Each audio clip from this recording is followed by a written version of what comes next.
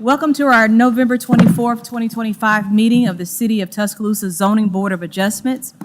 Any written comments sent to staff were forwarded to the board directly. At this time, I'd like to introduce the staff and members. Chad Hobbs, Senior Associate City Attorney. Zach Pons, Director of Planning. Lim O'Leary, Planner. And I ask the board members to introduce themselves, starting on my left. Joe Robinson, Supernumerary. Marty Hamner. Tim Gillum. Michelle Coley, Chair. Paul Rollins Jr. Rodney Pelt, supernumerary. Now, the purpose of the Zoning Board of Adjustments by virtue of state law and city ordinances, the purpose of the Zoning Board of Adjustments is as follows. Hears appeals from zoning officer decisions, grants special exceptions to the zoning code in accordance with the terms as established by the City Council. Grants variances from the zoning code with strict enforcement, creates unnecessary hardship. Circumstances that are not hardships include those that are 1, self-inflicted or self-created, 2, inconvenient and or personal. Now, the Zoning Board of Adjustments does not interpret or enforce subdivision covenants or HOA rules. Those matters are not relevant areas of inquiry by the board on any petition. Now, there were sign-up sheets located outside for public comment. 4 speakers are allowed to speak in favor of a petition, and 4 speakers are allowed to speak in opposition to a petition. All speakers will have a maximum of 5 minutes unless the board votes to allow a longer time. Now, the board will take up items in the order of our final agenda. Now, the board will initially receive a presentation from the staff as to the details of the agenda item. Now, after the staff's presentation, I will call upon the petitioner to present their case. The petitioner will have a maximum of 10 minutes unless the board votes to allow a longer time. Now, at the conclusion of the petitioner's remarks, I will call on any party in order of sign-up who desires to support the petition. Now, thereafter, I will call on any party in order of sign-up who's in opposition of the petition. Now, when it's your turn to comment, please introduce yourself, stating your name and address to the board. To provide your remarks, also provide your remarks directly to the board. Any written comments have been included in the record. Now, after receiving the remarks of those who oppose the petition, the petitioner will have the opportunity to respond to those objections. Now, any rebuttal will be limited to 2 minutes unless the board votes to allow a longer time. Now, if the petitioner presents any new information in response to the objections, the board will allow those who oppose the petition the opportunity to respond to the new information only. Now, any response will be limited to 2 minutes unless the board votes to allow a longer time. Now, during the course of this presentation, you may be interrupted by any member of the board for clarification or additional information. Now, such interruptions will not reduce your allowed time limit. Now, once the board members are satisfied that they have received all relevant information, I will close further discussion by the public, at which time the board members will discuss the matter and then vote. Now, after the vote, you are free to leave. These proceedings are being video recorded and broadcast live. In-person public comments should be made at the podium into the microphone. Any party aggrieved by any final judgment or decision of such zoning board of adjustments may within 15 days thereafter appeal therefrom to the circuit court by filing with such board a written notice of appeal specifying the judgment or decision from which the appeal is taken. Now, do any members of the board have any conflicts of interest as to any agenda matters? If so, please state the same for the record. No. Okay. I would ask the staff to confirm on the record that proper notice has been given to all parties in interest as required by law as to all the matters before the board tonight. Yes, it has. Okay, let's move to the staff presentation. Good afternoon, board. Good afternoon. Got a few cases requesting to withdraw tonight. If we could have a vote on each one of these. First up is ZBA 10325, Asan Gay, petitions for special exception to allow the operation of a tent sheltered retail establishment at the property located at 2002 Greensboro Avenue, Zone GC, Council District 2. So they're just completely, he continued at one time and now He he's just did, completely and the withdrawn. applicant's requesting to withdraw. That's Okay. right. Can I have a motion for withdrawal? So moved. Second. Okay, voting? Yes. Yes. Yes. Yes. Okay. All right, moving on, ZBA 10725, Price McGiffert, petitions for a variance from the allowable encroachments regulations to locate a stoop less than 2 feet from the lot line on proposed townhomes on the property located at 808 Almond Avenue, Zone D, Council District 4. After more staff review, we determined that the applicant did not need ZBA approval for his petition, so he is requesting to withdraw. Okay, voting, need a motion? So moved. Second? Okay. Voting, Mr. Hamner? Yes. Yes. Yes. Yes. Yes. All right. ZBA 10825, Barkley Mallet, petitions for a variance from the allowable encroachments regulations to locate the front steps of a new porch less than 2 feet from the lot line on the principal structure located at 800 Lurleen B. Wallace Boulevard North, Zone D, Council District 4. This was also another case where staff determined the applicant did not need to move forward with ZBA. I'm just making decisions now. I need a motion. So moved. Second. All right, voting, Mr. Hamner? Yes. Yes. Yes. Yes. Yes. Okay. And ZBA 11125, Annie Guillen, petitions for a special exception to allow the short-term rental of a property located at 2017 Fox Ridge Road, Zone GPD, Council District 3. The applicant did request to withdraw. Okay, need a motion? So moved. Second? Second? Voting, Mr. Hamner? Yes. Yes. Yes. Yes. Yes. Okay. All right, moving on to our first case tonight, ZBA 10125, Brian Winter, petitions for a special exception to allow the operation of a group home at the property located at 2212 26th Avenue, zoned MR1, Council District 2, and this was continued from the October meeting. Here we have an aerial view of the property and its zoning. This is just south of Catfish Heaven. And here we have a view of what the property looks like today. As you can see, it's vacant currently. So requesting a special exception to operate a group home, which will serve as a sober living home for 3 individuals. There will be 1 employee responsible for case management services who will not live in the home. Property is currently vacant. If approved, a dwelling will be constructed on the property.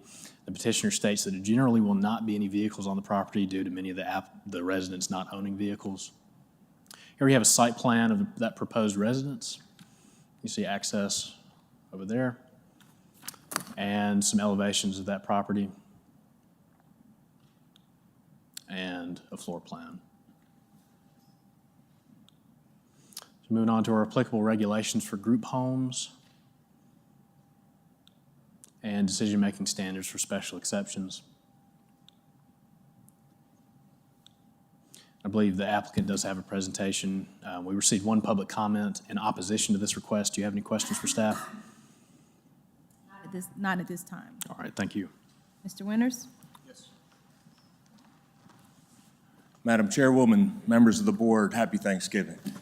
As a person who used to sit on a board like these, I know it takes a lot of time and energy, so I'm thankful you're doing it and appreciate your commitment to the city.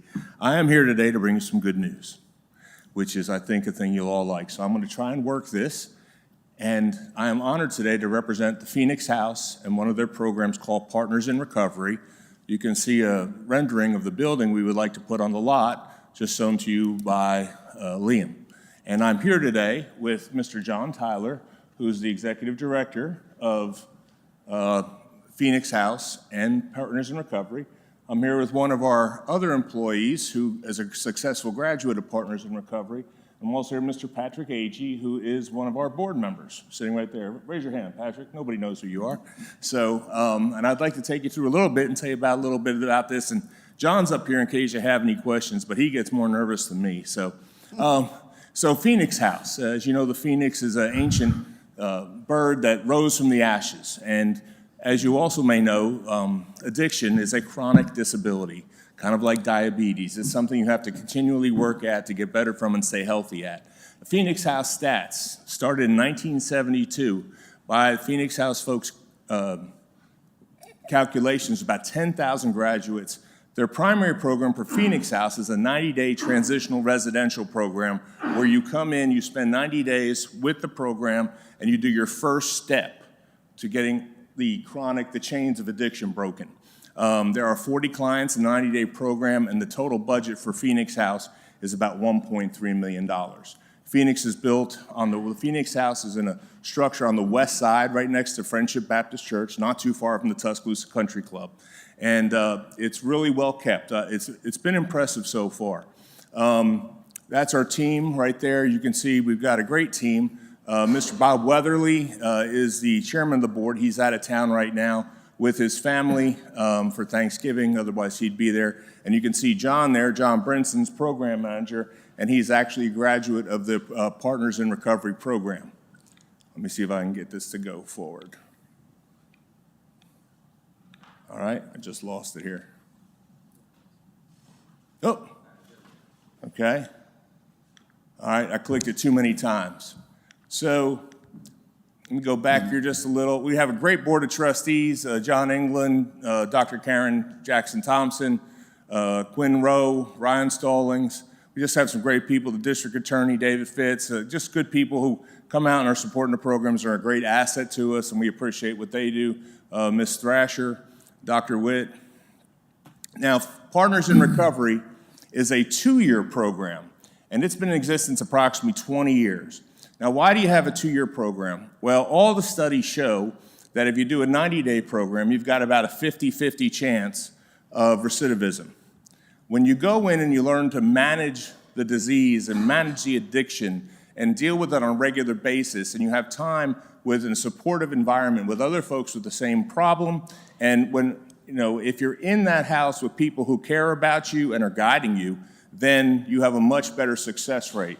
Also, during this 2-year period of time, some of the relationships, some of the familiar relationships and friendship relationships that you would have broken down, that is helped out, and they work to bring those back together. Right now, it's about 50-50 white-black. There are 40 current residents in the program, 70% male, 30% female, and our recidivism rate is less than 30% when they complete the last 2 years, which is about the national average. So, the current PIR homes. These are located right across from the PIR main office there in Phoenix House next to Friendship Baptist Church on the west side by Tuscaloosa Country Club. And as you can see, these houses are very well kept. They are not only well kept, but they are actually maintained by the residents. All the residents have chores, and some is keeping the area neat. Each week, on a minimum of 3 times, staff will go by and check both the inside and outside of the houses. And as you can see, these houses in an area, compared to a lot of the other houses in this area, these are much better kept and in much better condition. If you haven't driven around that area, take a ride. In a country with this much wealth, it's amazing that we have some folks that still live in such a terrible situation. So PRI clients know, and Mr. John is going to hand out to the board here a copy of the rules and the contract so you can see how serious it is. But these are just a listing of the basic rules. Obviously, no illegal drugs or alcohol, no synthetic drugs, no firearms, weapons, violence, threats of violence, no pets, no guests inside. There are curfews. They have curfews. If you're not working, you have to be back by 11 o'clock Sunday through Thursday and Friday and Saturday at midnight. You have to comply, but more importantly, you've got to attend at least 4 regular recovery meetings each week. You've got to be working your 12-step program. You have to be a full-time employee. This is not a get-over. It's not a kickback. You have to be employed, and you have to do your recovery. If you're not progressing towards recovery, you're out. And I want to make one thing clear here. There's a 0 tolerance for breaking the rules. Now, why is that important? Because as Coach Saban says, you have to establish the standard. And the standard is you're here to get better. So these rules are enforced. There's very few problems. Matter of fact, talking to everybody on the staff there, they think one time in the last 8 years there's actually been one call to the police. And if you look at the crime statistics in the Blight study, which I'll show you, that area has a lot of crime, but it's not from the Phoenix House or the people in the PIR program. You have to have you can have random urine screens. You work, but you can't work in a bar or a smoke shop or a liquor store or sex shop, strip clubs, so, casinos, those kind of things. It's a good program. So the location we're going to put this house is if you go down 359 south towards 59, or actually go down Greensboro Avenue to where the train station is, you'd make a right. You'd go underneath 359, you'd come to 21st Street, and you make a left. And I have circled here the area. It's MR2 zoning, but as you can see, the purple's different zoning. That's more industrial. And then on the other side, on the right side of that road, there's one house there, but it's not a lot. So you can see this is the lot, and that's how it would sit. And this is the house. It's a pretty good-looking house. I know Mr. Gilliam's in the construction business. I think he could vouch for the quality look of that house. I think it would be a nice place for folks to live. Now, I wanted to point this out. PR helps combat blight, and that's one of the things. If you look around, these houses are really beautifully kept. In 2018, the city of Tuscaloosa did a blight study. And blight is things that, a lot of time people can't do anything about the blight, but poor building conditions, vacant underutilized buildings, poorly maintained property, vacant lands, no sidewalks, crime, visual blight, empty lots. And they say that blight leads to, in some cases, crime. Now, there's a lot of causes of crime, guys. We all know that. Poverty is one of the big ones. Social injustice is another. But all these factors work together. And so I want to show you just kind of the area here. I want you to really look at the house we're thinking about building, and I think it's going to be a boost for the area. If you look, the house in the top left would be if you were looking at the house that we're going to build, it's right behind it. The house to the right is literally to the right of the house we're going to build. The yellow house is down the block, and so is the house on the right there with that Impala, which I absolutely love because that's the car my parents had back when I was a kid. They even had a two-door. So, and if you compare that to the other Phoenix houses, you can see the quality of taking care of things. So these are some of the other neighborhood properties that are blighted. For example, this is an industrial area, as you can see right across the tracks there. There's an unfinished building there that is for sale. There's several other buildings that are for sale. So the question is, is this going to improve the quality of the neighborhood? I would think so. This is 3 residents. Now, one of the things everybody needs to know is one of the criteria is it's going to add vehicular traffic. No, because the PIR folks are usually taken to work on a PIR transporter van. Okay, so there's not going to be 3 cars and everybody's friends' cars, and they can't have people over at night. So there's no issue about a big party or anything there. Okay, this isn't like short-term rentals where you rent to somebody you don't know. And I wanted to show you this because I thought this was really interesting. So all the reds here are what I would call non-resident landowners. Real quick, one more minute left on Okay. 10 minutes. These are non-resident landowners. And some are houses, but most are empty lots. And the deal here is that, if somebody a non-resident landowner rents a house or a property, there's no incentive for them except get the money. They don't care what's going on in there. They might live anywhere. So Phoenix House and PR is right there. Again, the PR homes. I just want to say thank you for listening. What we're here today to do is talk about getting a reasonable accommodation. The folks who are in the PIR homes are protected by the ADA and the Fair Housing Act, like other folks. And if you look at the 9 things, complies with applicable district-specific standards. Okay, this is an MRR2, right? And so MRR2 can be multifamily housing. This is not going to, you could put multifamily housing here, but we're putting a single-family house. It's not going to adversely affect vehicular or pedestrian traffic. It's not going to, it's going to match the character of the surrounding development. It's going to be a little nicer, I think, than that. Okay, Mr. Winters, that's going to be your time. Yep. Thank you. Anyway, thank you very much for your time. I'll be happy to answer any questions. I do have a question for you. Yes, sir. You mentioned that there's the parking, no automobiles. There's three living there, correct? 3 people living there. Will they each, but these say they'll be allowed a vehicle. Are they allowed a vehicle or not allowed? They're allowed vehicles, but usually they don't have them. Okay, usually they don't have them, but they are allowed if they have the means to get transported. Yeah, and I hear you, Mr. Gilliam, and I think the issue here is if you look, Liberty Recycling and the other industrial areas, there's actually a body shop down the street. If I were to go back and show you there's a body shop with cars all on the street. So you'll compared to 3 cars, you've got commercial traffic coming through there all the time. And then if you go back, and I don't know if I can point on this, but right here is a body shop, Gia Griffin's body shop. So there's plenty of cars coming in and out of there. I don't think this is going to be a vehicular. No, I was just more about the parking. Will you go back to your? Oh, yes, sir. right there, So you got ample parking. yeah. Fair enough. We'll make sure they do, yeah. So my question, you said about the guest and having guests, it says they can have guests up until 9 o'clock, but they have to sit out on the porch. They can't come inside the house. So if each person had a guest, that's 6 people sitting outside on the porch. Okay, so that sounds like, Sound like a party. it's a party on the porch. I wouldn't want 6 people hanging out on the porch. That just seems like a lot. Why can't they have company in the house? Well, you can have 6 people on the porch of the house next door. What I'm saying is, why can't they have company inside? Why is it a rule they Be- can't? Because that's the rules for the product. We don't want anybody inside the house. So they Only could be on the BIR porch residents. until 9 o'clock at night? Yeah. just hanging They out. sit outside. Yes. I got a question. Yes, sir. Brian, it's good to see you again, man. Can you go back to that slide where you pointed out all the blight and all the other stuff? Go back to Yeah. that slide so we can. These weren't, these are just areas as you drive around that area. No, keep going. Keep going. Right down. Okay. You, on this slide, you pointed out all the blights, the industrial areas that's downtrodden. You talked about the crime in the area and this and that, and the poor building condition, vacant, unutilized buildings, poorly maintained properties, vacant land, sidewalk, absence, all this stuff, crime, visual blight. But why you want to build a house over there?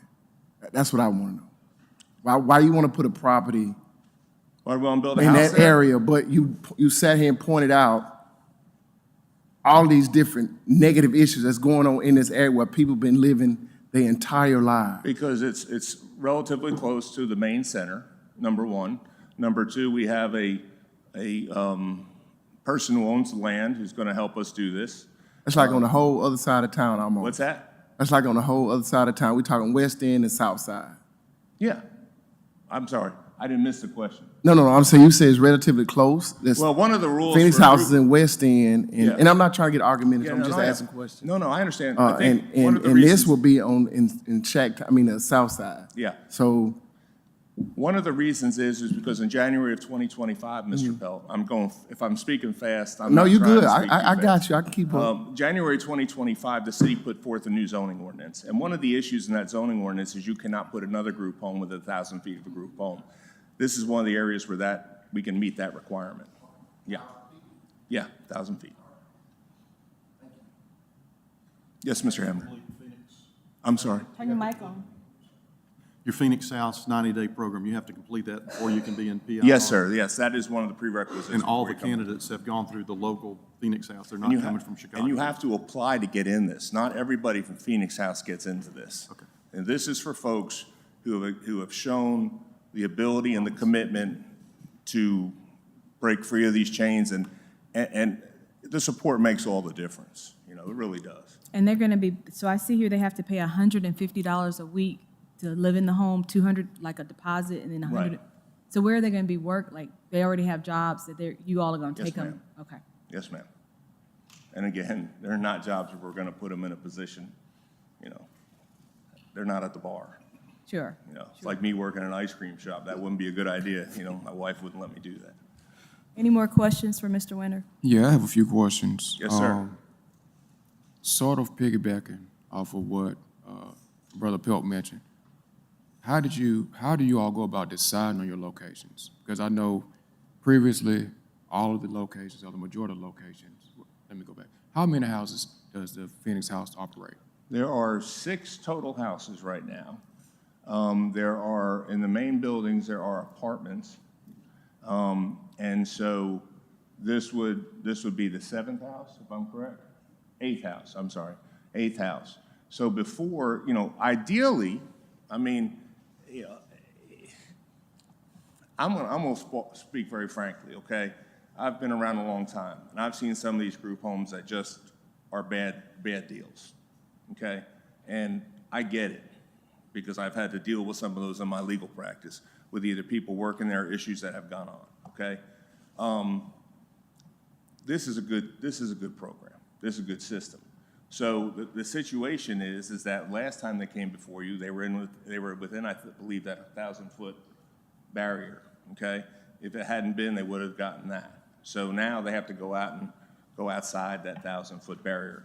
you know, the city, I've talked to the city folks about that 1,000 feet because some of that, at least with this program, doesn't seem like an ideal proposition, but we've got to look at a lot of different things before we start moving on that. So that could be, you know, a year in the making. But right now, we've got the need. You know, we've got people who want to get better. And I was going to say this, Mr. Rollins. My preacher 2 weeks ago was talking about Christianity as an action word. You know, we all give everybody our thoughts and prayers, but, you know, it's Thanksgiving. And that you do for the least of my brother, that you do unto me, Jesus said. And I think this is the kind of program that we need to do because God knows we got a drug problem. God knows we got an addiction problem. And, you know, just running people through a 90-day thing is a start, but it's not the answer. And these 2-year programs have really shown it. So if we can do it and we can get more people in the program and build this out more, we're all going to be better off for it. You know, that's just my heartfelt reality on that. So with the seven houses that you all already have, those are the ones that are right around the Phoenix House over in West End. There's 4 directly across the street and 3 others close by. So now moving forward, how do you all decide on your locations? Outside of the 1,000-foot? It's got to be outside 1,000 feet. So and then outside of that. you know, if we wanted to do another one, we'd have to theoretically be outside 1,000 feet of this one. Correct. So you're going to end up spreading people out. Correct. So how do you all go about deciding on the location? The reason I'm asking is this. Those 7 houses that you all already have are right there in that one neighborhood, basically, right there in West End. Right. So this is still pretty much on the same side of town, but it's a greater distance away. Have you all looked at any other areas? Because you mentioned crime. You said you looked at the numbers. So I'm not too familiar with how the sober living facility works. However, if I have someone that's trying to get sober, why would I place them in an area with high crime? So do you have those actual numbers as far as the crime numbers? Because I was able to get some general numbers. So the year-to-date numbers for just crime in the 4-block area of where this house is proposed to go, there were 64 calls year-to-date. You had 1 for a vehicle theft, you had 1 for an assault, and you had 64 for either drug-related, alcohol-related, or miscellaneous. Right. So if I'm pushing trying to get sober, yes, it's a good program for me, but that may not be the best location for me to try to get sober. I don't have a car, I'm not driving, so I have to walk. And within a 4-block radius, we have all these issues. So how does that work hand in hand with helping your tenants? Well, I think the reality is that you're looking for places where you have less expensive land and you can put a house, okay? And I don't know if you check the real estate listings like I do. It's you know, if you go 2 blocks the other way, you can't buy a lot for under $500,000 because it's close to the stadium. If you go north, you can't afford that. I mean, you could not put a house in there. You could not construct a house in there. It would be financially impossible to do it. And this is probably one of the closest places you could do it, honestly. But it comes down to funds. I mean, if the city wants to buy us some lots up in, you know, 35405 or 06 or 01 next to the stadium, I mean, that might work. But, you know, what's the price on this lot? $20,000. So, I mean, you're just not going to find that every place else in town. And you got to start one step at a time, Mr. Rollins. You know. So, I mean, if you look around on the west side, where the houses are, you've got some serious drug and crime problems over there. And, you know, those folks there are graduating and they're doing well. So I think the program can overcome those challenges, but you gotta do what you can do with the money you have. And we can't put any more people in the houses we have, so we've got to find some place to do something. Now, I will say that in this spot right here, if you look up in the picture right there, somebody has put a greenhouse in right here, And this restaurant seems to have cleaned up and is doing pretty well, okay? But some of these other houses in here, like this house, I had a picture of this house, but I think they've actually knocked it down and there's a small church right here. You know, and there's a couple houses in here that are pretty nice. Miss Griffin's house is very nice. You know, so there's some positives in there. But you've got to build what you can afford, and you got to build where you can do. And, you know, if, I would be more than happy to hear if there's, I know they would, I certainly would, if there's other places we could put stuff. But it's got to be price determinative. And it's got to kind of be somewhat close to your base of operations. You can't be driving a half hour, 45 minutes to do it. You know, it's a cost-benefit analysis, I think. So with all that, and cost is basically the driving factor, right? I'm sorry, I have. So with all that, so cost is your driving factor, right? But the purpose of this is to make sure we get these individuals on the right track, correct? So we would look at cost as being more important than possibly putting them in a better location. No, I don't think that's accurate. I think what I would say, Mr. Rollins, is that we have a good program, we're trying to expand it. And the leaders who have been running this program, who've been actively involved in it, think that this would be a good spot. You know, you have to grow it one step at a time. Now, I'll just share with you, I suggested to the city that we somehow address the rule of 1,000 feet, which is maybe someday we sell this house here and we trade it over, move somebody in one of those terrible houses that are right around from the Phoenix House main place and have them come over here and then we fix up one of those houses. But again, that's a year down the road. That's still an issue because once the houses were right over in West End, there was another issue with having too many houses in that neighborhood. The community was coming in and saying, hey, we're having too many of these houses in our community. Every time we look up, so. And with all due respect to some of the folks there, and again, I'm not arguing with you, but I think we've got a lot more houses over there that are falling down on themselves than are houses that are PIR and clean and nice and people who aren't causing problems going to work every day.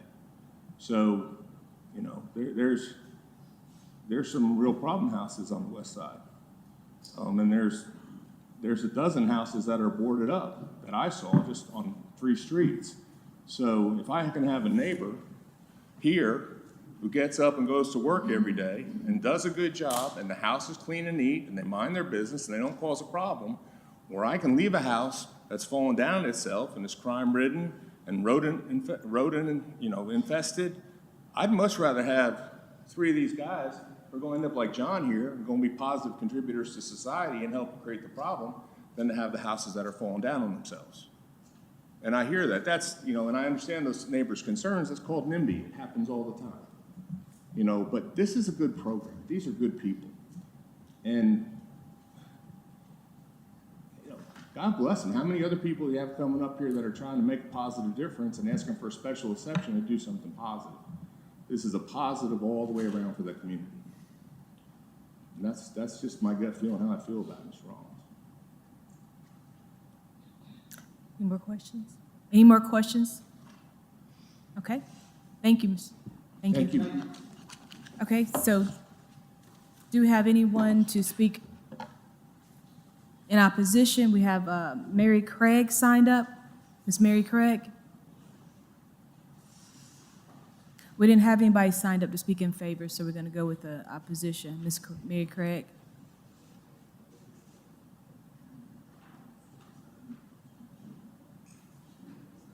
We'll come back to you,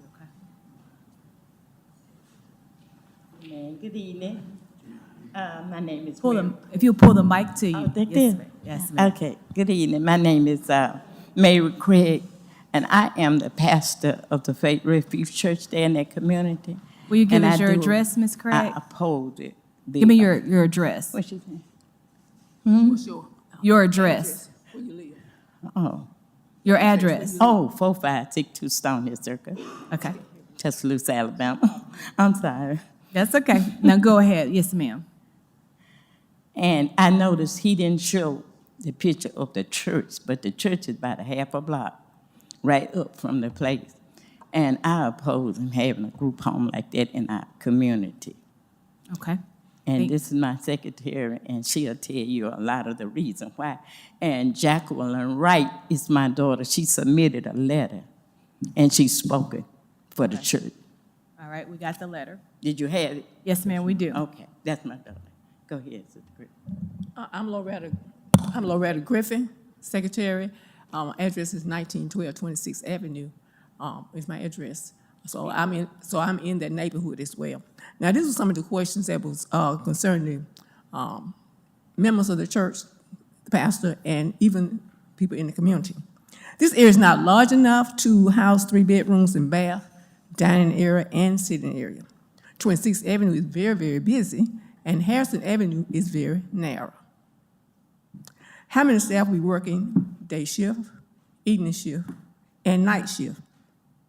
How many hours would each person work per shift?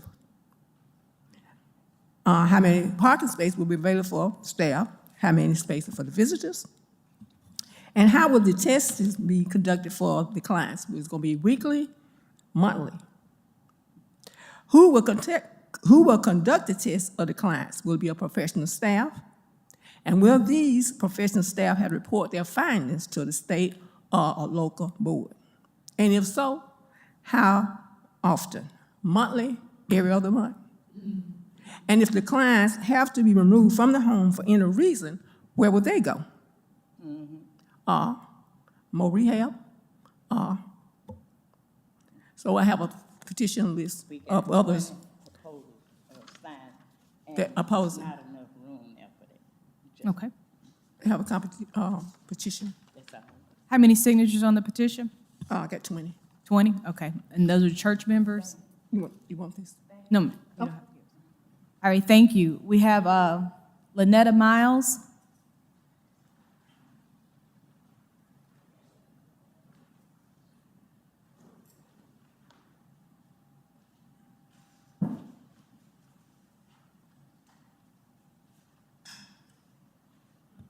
Good evening. Good evening. My name is Lynette Miles. I live at 2204 26th Avenue.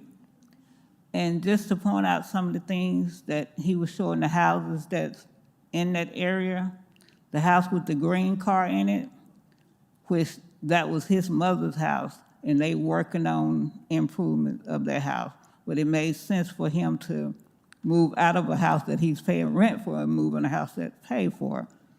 And the house directly across, well, behind that property, the elderly man, he had passed away. That's why that house, because he worked on that house diligently. But I don't think our area is the area for that. I'm all for people's getting rehabilitated, but that's not the area. I have grandkids. I have 2 great-grandkids, soon to be 3. And so thinking long-term, if we wanted to sell or anything, then I feel like that's going to bring the value down of a rehab being in the area. Okay. Anything else you'd like to add? No, I think that's pretty much it. Thank you so much It's for your not comment. the area for it. Thank you. Thank you. Larry Deloach.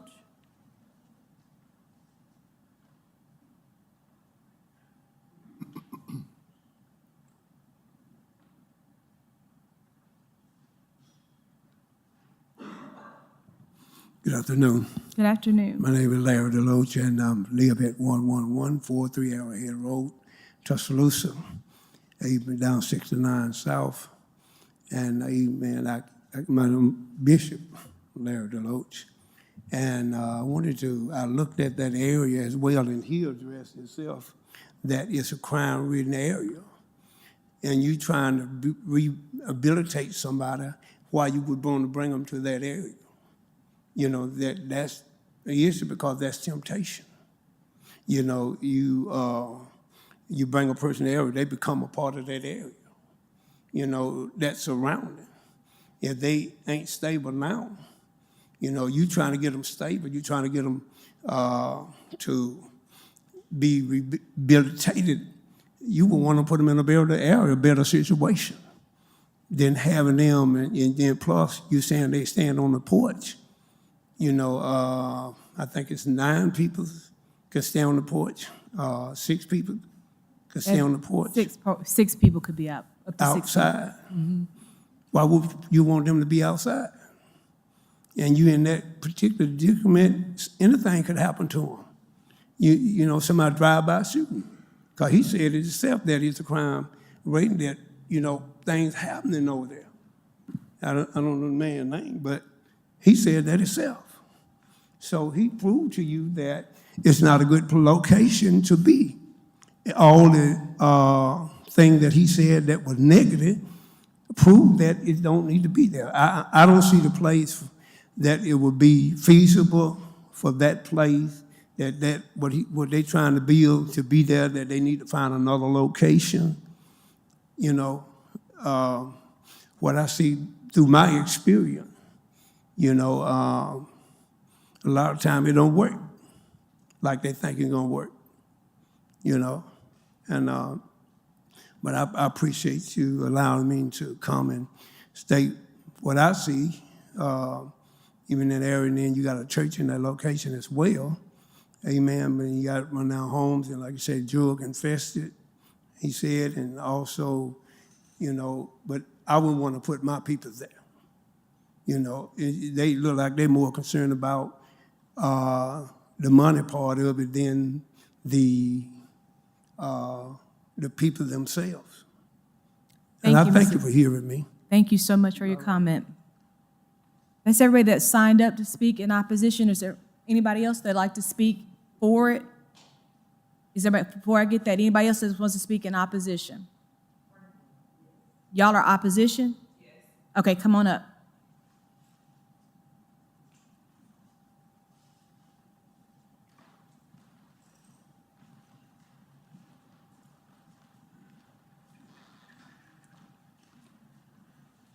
Hello, I'm Jarita Griffin. This is my daughter. I'm Lakeisha Cockrell. And we live at 2616 22nd Street, 50 yards from that lot, okay?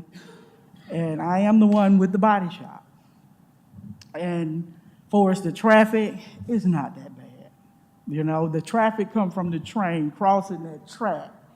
And when it's crossed the track, then the traffic constantly trying to bypass, okay?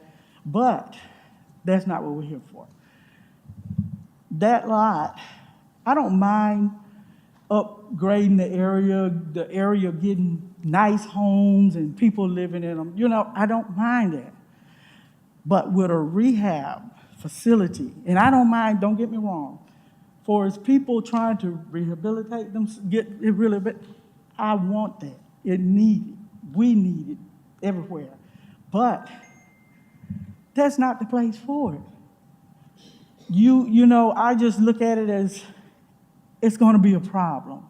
It's going to be a problem right there. Somewhere, somebody is not going to abide by the rules and regulations. And you know that even if they're out there at DCH or anywhere in a facility, someone's going to always do something off the list, okay? And you all know that, okay? But I don't mind him. I know about the Phoenix House, but I've been on this side of town, on the west side, all my life. I've been where I stay now since '96. And the community is much better than it used to be, because at one point you couldn't sit on your porch, okay? But now you can sit on your porch. You can walk down the street. I walk around the block, you know what I'm saying? But the houses, the abandoned houses, yes, they need to be done. It needs some upgrading in the area, true enough. But for it's putting a drug facility, rehab there, that's not the place for it. I'll be scared, along with the other women right there where I live, there's only about 3 or 4 of us there. And we live in a back road. Supposed to be 22nd Street, but it's just like a little alley, okay? But it's dark in certain spots. It's, you know, so we Ma'am, hold on one sec. Can you pull up the map of where, Yes. so she can show me where she lives? Okay, you see 22nd Street. Like, pull it. Bring it down. Is that your house right there? My house is where the X is. Okay, all right, That's where I live. all right. So, like I say, it's within 50 yards. And you said And- it's 3 other women kind of live right up in there? Yes, it's one, she's redoing that house right there. Can you zoom out? Didn't we Huh? have a bigger picture, like where you zoom out? I can't hear you. No, I'm asking the city. Can Oh. you zoom out a little bit? We don't have a lot. Or was the previous one? Oh, okay, I'm sorry. Mr. Winters had that. Okay, go ahead. Okay. Where that lot is, there's a house that they're getting ready to tear down right behind it. Okay? Then the house next to it, the lady moved from New York, Where are we talking? and she's redoing the house. She's remodeling the house so she can move in it. She also bought a property. She tried to do Zoom tonight because she's out of town, but she also bought the property behind my house, some apartments that used to be bad apartments, okay? Helfer's Hall is what it was used to be called, okay? And What'd she I say? was living there at the time they were there. It was bad. She bought it, she came, she moved in it. She don't rent out anything in it. And, you know, and I'm just telling you the history of some of the area. But anyways, she's afraid too. The lady that lives over on that block, where the circle where it say Harris Court and the circle around where they're remodeling, well, tearing up some concrete right there by the track, she's afraid too. So we've talked, you know, and like I say, I don't have a problem with rehabilitation. I want to see people get better, you know, but not right in my back door. Because with your grandkids. and I have grandkids, and then my daughter, you know, she comes in late because she works late, you know. So, I mean, think if it was next door to you. What would you feel? Yes, ma'am. Unless you moved in that area and you knew it was there when you got there. Thank you so much for your Okay. time and for your comments. That's your time, And I okay? appreciate the Thank you both for being here, okay? I appreciate you all letting me speak. Absolutely. Is there anybody else that'd like to speak in for or against this petition? At this time, Mr. Winter will give you an opportunity to address the issues that were brought up. Yes, ma'am. Thank you. How much time is that? 2 minutes to address, 2 minutes. I'm going to start and end with the same thing. For decades, Phoenix House has served this community and has served the people who have come through the door and graduated from the program. They have been good neighbors. None of the people who got up here and spoke tonight have said anything bad about a Phoenix House participant, program participant, or anything that said they weren't anything but good neighbors. Now, we're all afraid of things. We're all afraid of things. But, you know, it's not a good place here. Well, if we came back next week with a different place, there'd be people up here saying that. Everybody's going to say this isn't a good place for it. Gia Rita Griffin is one of the finest people I ever met. I love her. She's probably in my top 3 clients of all time. I will tell you this, 4 years ago, we came up here and the church also was against her special exception that was granted by this board to expand her garage there. And I cannot believe tonight that we had a church come up and say that we do not want to help our brothers. But the church is NIMBY. Most of those people, you don't even know if those 20 people on that petition actually live in the area. But I will tell you this, that they oppose Gia Rita, who's one of the finest people, and they're opposing this, and I just cannot believe a church would be against helping folks. That's what you're called to do. That was what Jesus called us to do. Now, I understand that there's some people who are afraid, but you cannot let afraid stop progress or help you doing the right thing to do. Some of the folks had questions. John Tyler can answer about how many times people come, how many times they're checked, and do all that. This program has been around for 50 years, and they've been nothing but good neighbors. There's nobody here tonight that's ever said they had any problem with a Phoenix House resident. There's no evidence before you that that's ever been an issue. So don't let that become an issue, because that's just speculation of what would happen. Absolute speculation. And we meet the requirements to have a special exception granted. And these folks are protected by federal law and state law. It breaks my heart that we have to come up here and beg and have people say, we don't want people in our neighborhood. Mr. Winters, that's your time. If you Thank have you. questions for John Tyler, he'll answer. Okay, thank you so much. That's the Any time. questions? No questions. That's the time, unless you all want to give them more time to answer those questions. Okay. All right, thank you. All right, this time we'll close public comment and we'll go to board comment, starting with Mr. Hamner. Yeah, this is a real tough one because I think we've known they've met the requirements to have a variance, but it still is a variance that we have to go through. Special exception. Special exception, sorry, not a variance. And so I'm leaning that they should have the ability to build this house, but I'm still on the fence, so I'll probably say a yes.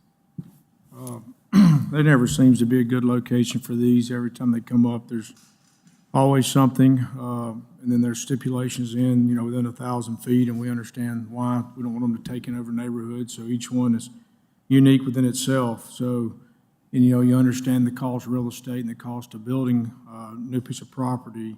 So, I understand, they have to look for certain areas, and they do meet all the city requirements. They've checked all the boxes. So, with that, I heard the concerns, I understand the concerns, and I appreciate everybody coming out to speak, but I'm leaning toward a yes. So for me, I agree that they should have the right to build. I like the new construction. But then when I looked at the rules and regulations of 3 people, and then they have to have their company on the porch, and that's where they're going to be doing their smoking on the porch. And then they said, well, we're not going to have cars, but they can have cars, and that's 3 cars in the driveway. Then if whoever's the worker come in now, that's a 4th car. If they have a visitor come over, now we got 3 cars potentially for visitors. So now we've got 7 cars and 6 people sitting on the porch. And so that's an extreme view of it, but all of that can happen. And, I take it seriously that when neighbors, and then they come out and say that they have a fear of something coming. We hear it all the time with short-term rental, and we take it seriously then when that happens.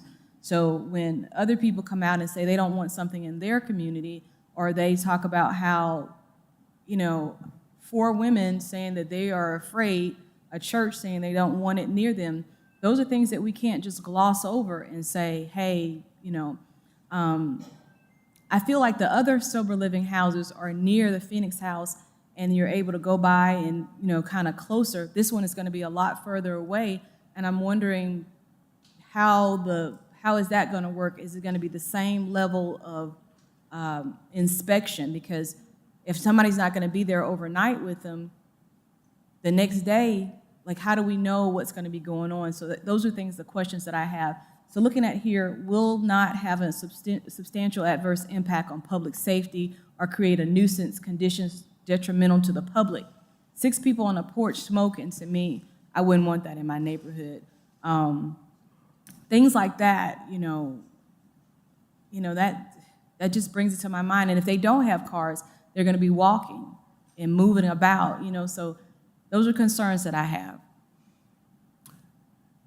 Yeah, I have a lot of the same concerns and a lot of the same ones that I brought up during my conversation with Mr. Winters. I don't see this being beneficial to the community. I don't see this being beneficial to the tenants. We're in a high crime area, and the numbers I provided before, there's 64 instances of calls of crime year to date, just in a 4-block radius. 1 vehicle theft, 1 assault, and 62 either alcohol, drug, or miscellaneous related. How is that beneficial to these tenants that are going to be walking? You're within walking distance of whatever it is that you're trying to clean yourself from. I just don't see that as having a positive impact either way. And just to look at it and say, well, we're here because the property value is lower. Well, in another one of the slides, it was a number about $1.3 million or what have you. So I'm not in favor. It's, I'm learning as an adult to really take my emotions out of stuff and rule with a clear, level head. Growing up in West Tuscaloosa and running these streets as a youth, riding a bicycle in these areas has been a real,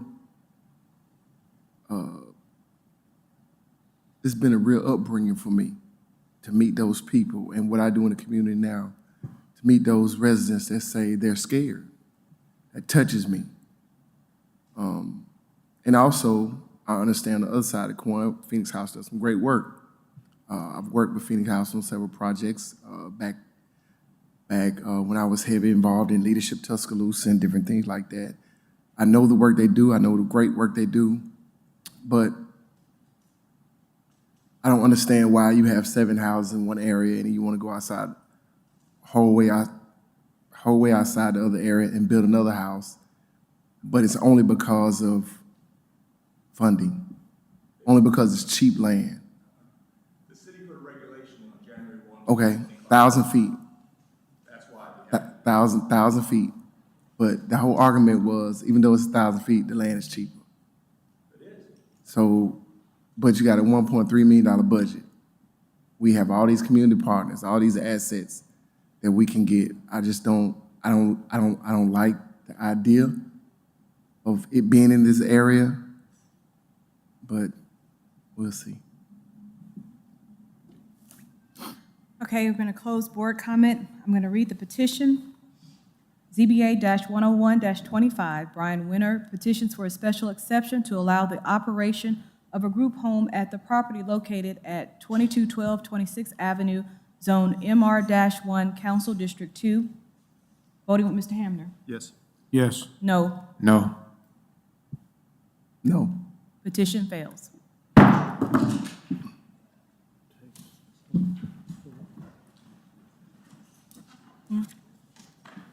Oh, we don't have to do those. Moving on to our next case tonight, ZBA 10625, Victoria Evans petitions for a variance from the standards specific to temporary uses and structures to allow a recreational vehicle to be used as a dwelling at the property located at 11 High Ridge Circle, zoned SFR1, Council District 7. Here we have an aerial view of the property. Here we have a view of the property and its zoning. This is just south of Skyland Elementary. And here we have a view of the property from the street. The petitioner is requesting a variance to allow a recreational vehicle to be occupied as a dwelling for their mother. It's located in the rear yard and roughly 9 feet from the closest property line. Here we have a site plan that the applicant provided. You can see that camper there. And then this is what it looks like from that side street. I'll just zoom in a little bit on that.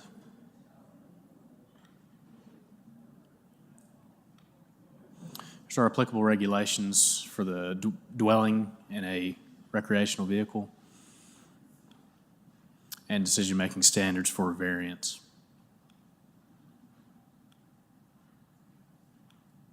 We did receive 2 public comments for this. Do you have any questions for staff? Any questions for staff? Okay, thank you. Ms. Victoria Evans?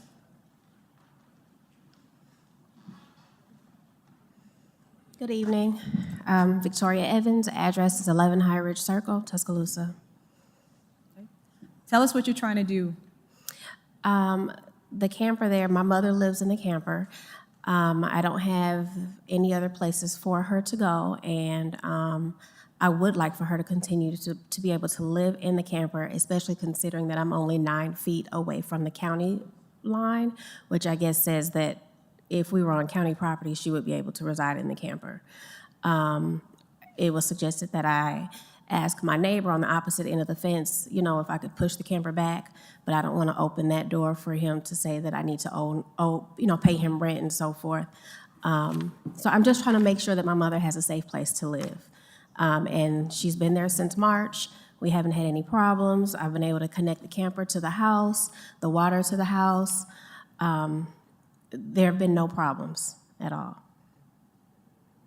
But you can't do that. Like, it's not something that's permitted in the zoning in your area. You just can't do that. You can't have a camper and just hook it up. It's not even in the regulations what you're asking to do. So I was asking for an exception because if I'm only 9 feet away from the county line in which it would be allowed, I'm not sure what it's just that 9 feet. So I'm looking at Let me human put it to you like life. this. Living on the line, so you're saying you're just 9 feet. There are perks that come with living in the city. So because you live in the city, there are things that you have and are allowed to have because you live in the city. And so saying, well, I'm just 9 feet away, if the city said, well, you can't have city water because you're 9 feet away from the county. You understand what I'm saying? So that argument is not a good argument that I'm 9 feet away. And so you're asking for a variance. And a variance is to allow you, because it's a hardship. And there's not a hardship. And so hardship means it can't be something financial. Like you said, you could pay somebody to let her put the camper a little bit over, but you don't want to do that. So that's a financial reason. And it can't be because I just want to. That's a special. You understand? Like, Right. you can't just do it because you want to. It has to be a hardship, a reason that we have to let you do it, that nobody else would experience. So you're not having that. It's not, I don't have the funds to pay someone else to do that. I'm doing this on my own, taking care of my mother. The only option that I would have would be to sell my property and hopefully find something within the county that would allow her to live in the camper. Why does she have to live in a camper? She experienced something traumatic, and she was diagnosed with schizophrenia, and she refuses to come into the house. So the only other option is for her to be homeless, and I can't have that. She was kicked out of her apartment in Mobile, Alabama, because she became extremely paranoid and started writing all over everything. I can't co-sign on her to had to be in someone else's apartment building. There aren't any resources out there for her. She was born in Africa. She worked all of her life in the state of Wisconsin, which is where we're from, but in the state of Alabama, they will not recognize her birth certificate in order for her to be able to get an updated driver's license or updated passport, which is needed for her to be seen at a mental health facility. I have done all that I can do at this point, and so this was my last resort. I understand that there may be laws. I'm just asking if we can consider the fact that this is a life and that I am doing the best that I can to take care of my mother and that she not be an added person on the streets. I fully understand and I empathize with you, and I ask that we look into some resources. Maybe we can assist with something else. The city can assist with something else, but the variance part, because it's just not allowed, it just doesn't fit. We can't override that and say yes, and it doesn't fit the letter of the law that we could even go with that. So I go to our attorney. Chad, I'm looking at you to give some input here.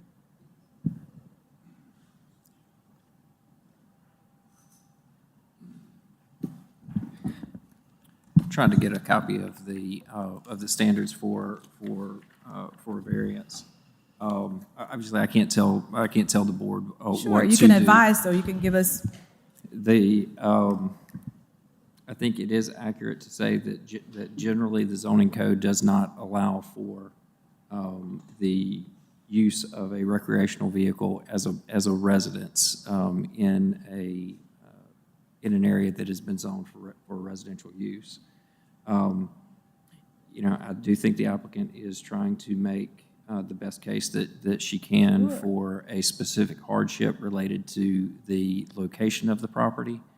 And I think it is for the board to consider whether the circumstances that she has outlined are sufficient to get within the standard for a variance. Okay, so two things. One, the request on the variance is for temporary use. So with that, usually you'll see a situation like this where if I want to build a car dealership, and while I'm remodeling and rebuilding my car dealership, I'm using a temporary structure until it's built. So we ask for 6 months until we get it built, correct? So in this instance, I mean, that's, from what I heard, Would that Yes. apply here?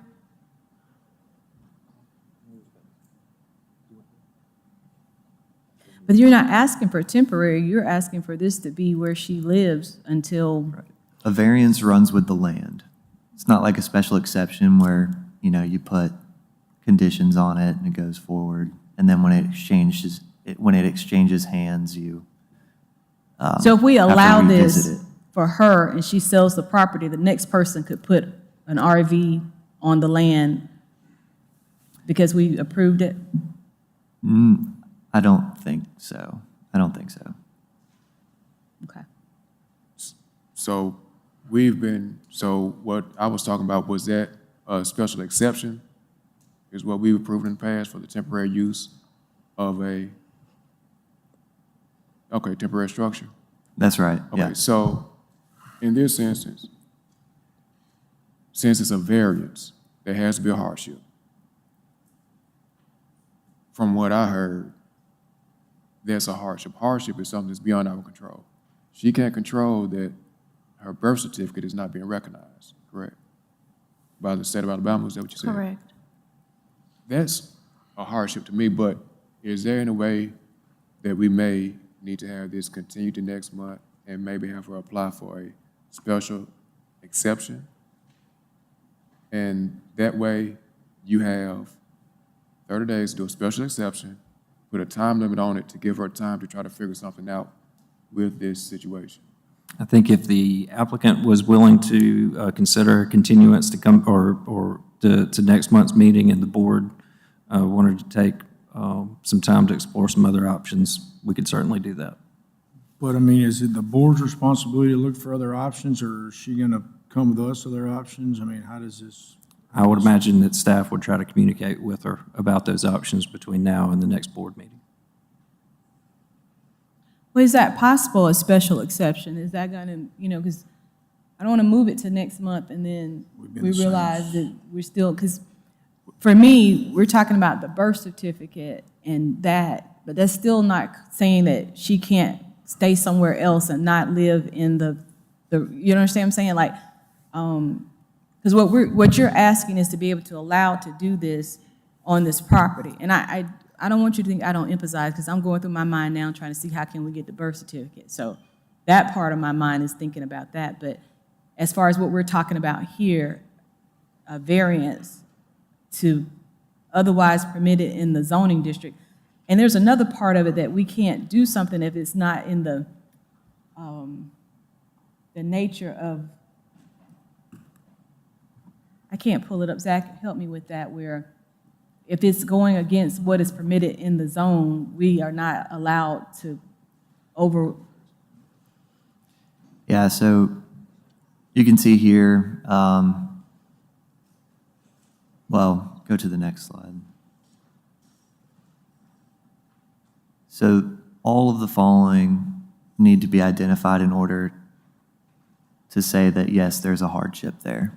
It's got to be pertaining to the piece of property. Right. Not her situation, but the piece of property. Yeah. And then if you go to the next slide. Next one.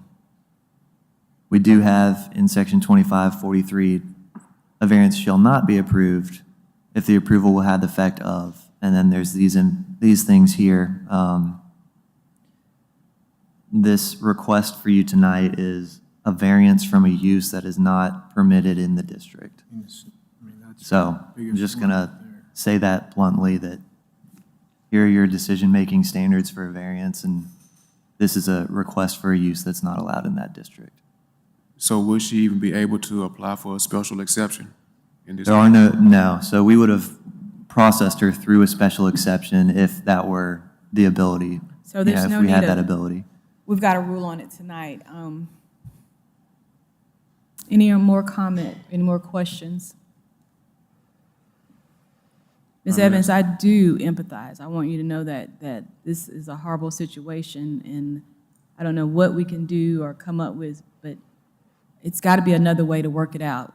We can rule on it tonight unless the petitioner asks for a continuance next month. Right? Yes. She can ask for a continuance, but it would be up to the board to vote to approve that continuance. But what do we continue with? Continue it. Just give her at least another 30 days until she can try to figure something out.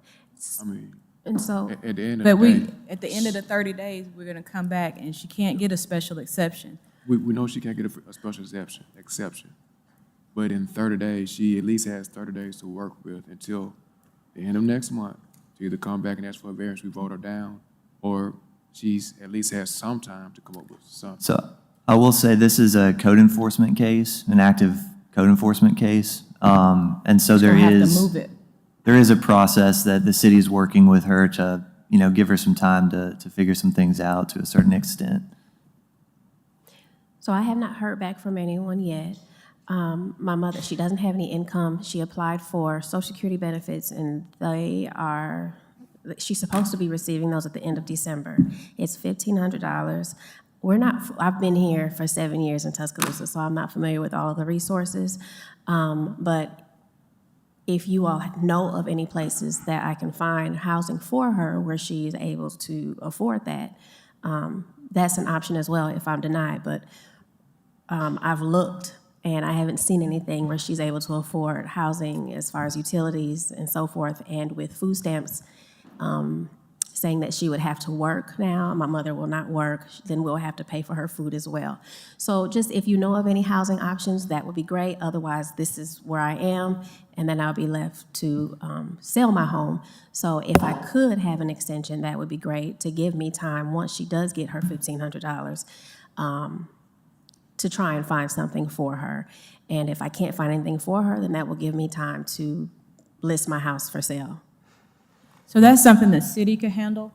I was gonna ask if it's code enforcement, I mean, y'all are working with her to give her ample time. Code enforcement spoke with and I'll let the applicant confirm the timeline, but this is generally the next step before it's enforced in court. So they will request to go before ZBA, and then depending on what the ZBA's decision is, code enforcement will get involved and escalate the issue. Well, but will code enforcement give her like a couple of months, 2-3 months to get this together, or is this gonna be 2-3 weeks? Can the applicant confirm when code enforcement initially made contact? Say it again, I'm sorry. Can you confirm when code enforcement initially made contact with you? I want to say it was the beginning of October, and I was told that I would have 2 weeks, and that I needed to speak with someone with a resources person. I can't think of the name, but I talked to her. She said that she would reach out to me and she would contact code enforcement and let them know that she was working with me to see if they would extend my time. But I haven't heard back, and that was in the beginning of October. I want to say beginning of October, end of September.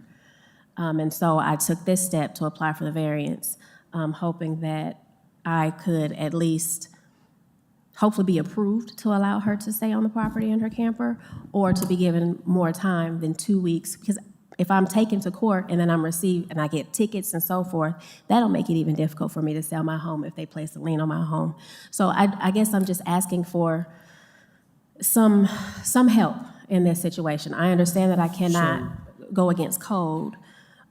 Here are my thoughts. If code enforcement's waiting for our decision, our vote, and then they will start the process or give her time, I'd be more than willing to postpone for 30 days unless we can somehow, I mean, we got the holidays coming up, then you got Christmas and all of this back to back, so there's gonna be some time in there.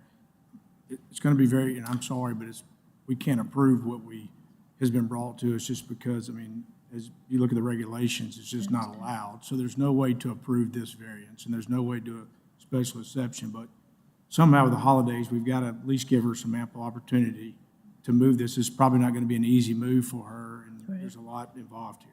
Yeah, I 100% agree, and so does code enforcement. It's our policy through code enforcement to work with applicants, especially during, holidays and things like that, so. She could move this camper to there are places that campers can go, and so they will, you know, I've looked at that, and so the monthly rate for those about $500 to $600, and I don't have that to pay for well, her. once she gets her money, She may, and that's then correct, and I didn't you think have about it. options. So if we can give her some time, code enforcement, if they'll do that, Lim, Zach, I'm holding y'all to that But- y'all will give her a little bit, ask for some time. But wouldn't that, so let's just have the petitioner vote to continue. We'll see it in 30 days. So, because right now, she said, code enforcement said you have 2 weeks, right? So we can leave about here now, say that's it.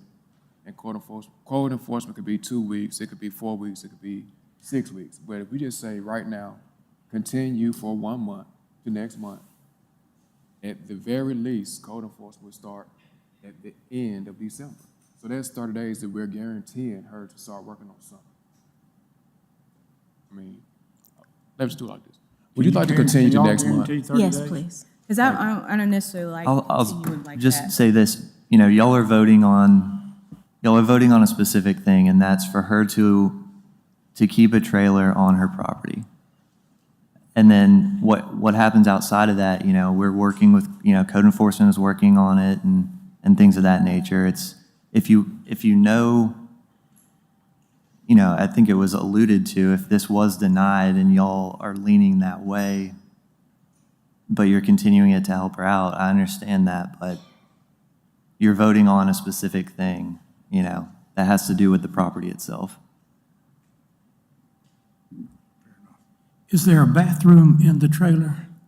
No, well, there is a bathroom in the trailer, but it's not connected to plumbing. So she has a key to the house where she can come in and use the restroom as she. Okay, so there's no sewage problem No, for the trailer? no.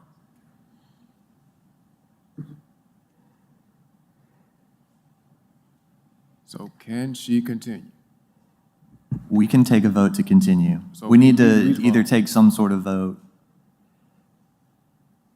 I'll make a motion that we continue to next month.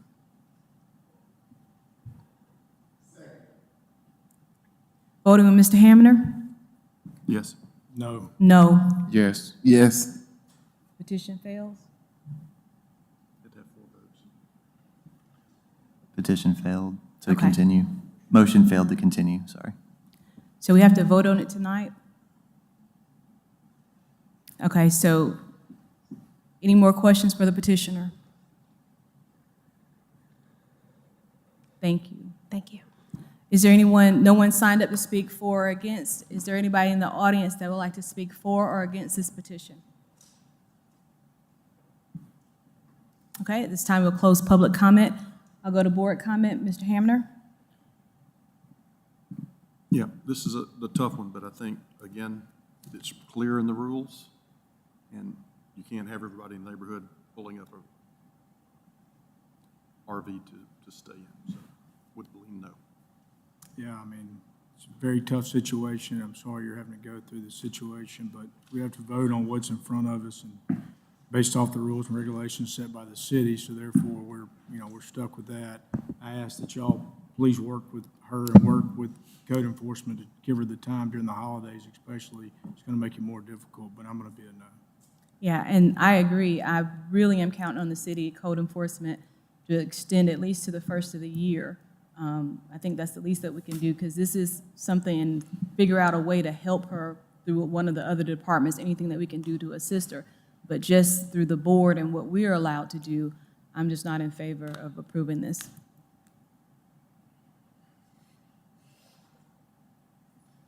Mr. Rollins, comments?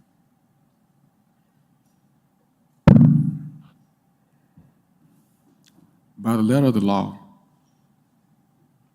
we can't approve it. And it's nice to say we're gonna depend on the city to hopefully give grace and time periods and time frames to extend it so that we can get something done. But here in this situation, we had an opportunity to extend it, to give her time, a minimum of 30 days. And we just,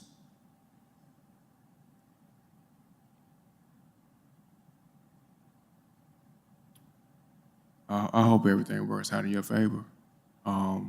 she mentioned that her mom has to use her key to come use the restroom at her house.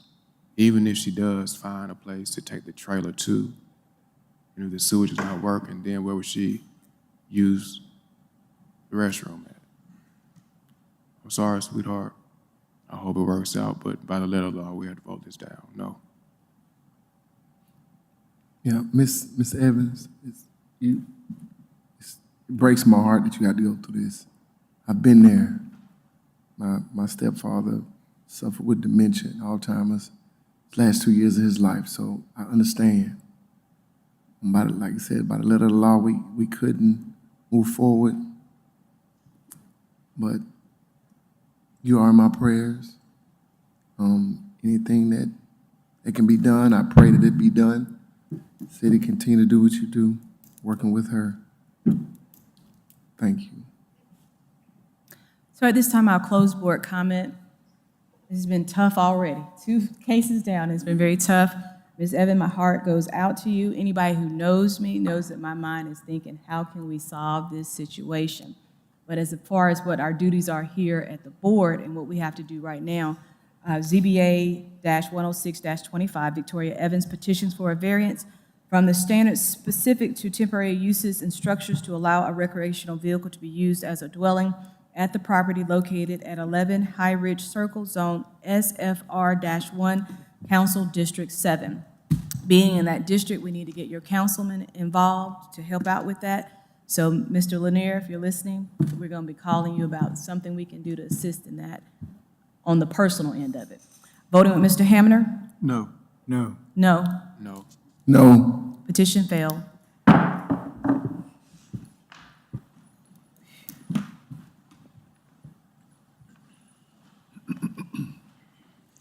Next case tonight, ZBA 10925, Evans Fitz, petitions for a variance from the accessory structure regulations to construct an accessory structure in the front yard on the property located at 20 Audubon Place, zoned SFR3H, Council District 4.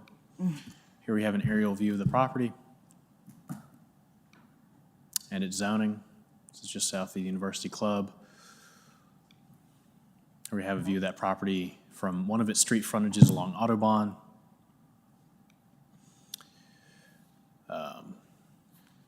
As part of their request, they're requesting a variance to allow an accessory structure to be constructed in the front yard. The property is a through lot with the primary structure fronting Audubon Place and its second front yard along 7th Street. There are multiple lots along 7th Street, through lots, with some homes facing 7th. Some homes have the back on 7th. The accessory structure will be located behind the primary structure adjacent to 7th Street. It's going to be 743 square feet in area with a sauna, bathroom, and storage area. This is what it looks like from 7th Street. You can see that large privacy fence. And here we have a site plan of what's existing today. And then this is what's proposed. You can see they're going to be doing a lot of landscaping in the rear, and those primary accessory structure there. And then this is a view of what it'll look like from 7th Street. And then some elevations of the accessory structure itself. And this is a map the applicant provided showing other accessory structures along 7th Street that are on through lots. Through lots are lots that have street frontages on both sides. And here we have our regulations for accessory structures and decision-making standard for variances. We did not receive any public comment. Do you have any questions for staff? No. Thank you. Okay. Oh, Evan Fitz, okay. Good evening. Evans Fitz. I'm with Fitz Architects. I'm representing the owners, Bill and Sonia Griffith, tonight. They're out of town. Requesting to put an accessory structure in the front yard. I guess I'm calling this the secondary front yard. The technical front yard is there, the cul-de-sac in Audubon to the upper end. It's off the drawing. But their yard goes all the way through to 7th Street. That's their existing garage right there, which technically is a accessory structure in in the front yard. There are, as Liam mentioned, there are a number of accessory structures that face 7th Street, and technically in their secondary front yard. I think, so this is not unusual. It's an old neighborhood and was here way before the ordinances were drawn up. So it's a little hodgepodgey, but I think it fits in nicely with the streetscape. The fence is, as you saw, is existing. That's new, but that was previously approved. Did you have to get a variance to put the pool in the front yard? Was the pool already? Well, you know, I'm not sure. I don't think we did. So there's already an existing garage in the front yard, and there's now a pool. Yeah. And you're wanting to build Yeah, not this a is pool a house, but a pool house. It looks like there's a lot of construction there. Most of that is just is patios and terraces. And there's a couple of pergolas and then a small, a kind of a pavilion, but no real heated and cooled space. So the accessory structure won't be taller than the house? No. And there are some street elevations which you don't see, but, well, there, yeah, on that elevation, it's not. The grade is three, probably where the structure is, the new structure is probably 4 feet higher than the existing house. But even then, it does not, that gives you a good idea of how they relate to each other. And I think it's a nice massing to the property. So does this is a question for the city, does this property qualify as having 2 front yards? It does. You said it does? As you can see from this site plan here, it's got one street frontage along Autobahn and then another on 7th. So we would consider this a through lot and have front yards on both sides. So we're considering 7th Street as the front yard instead of Autobahn? That's correct. It's got 7th Street. Audubon is counted as their front yard, and this is counted as technically their backyard, but it's actually a front yard because it's on 7th Street. Functionally, it's a backyard. It's just, On 7th Street. right. Because the fence is up. We gave them a permission to have that fence up on 7th Street because it was functioning as a backyard. And all the ones you have circled are the same situation, correct? The one circled here? Sorry. The red circle, yes. They're all the same Right. situation, same setup. Right. So technically, if you look at 7th Street, there's the number 22 on a house that has a completely open facing lot to 7th Street. That homeowner could come and request to put a swimming pool back there and a fence up. It'd be the same kind of difference on that. Or they could build a house. 2 houses on one lot is always fine.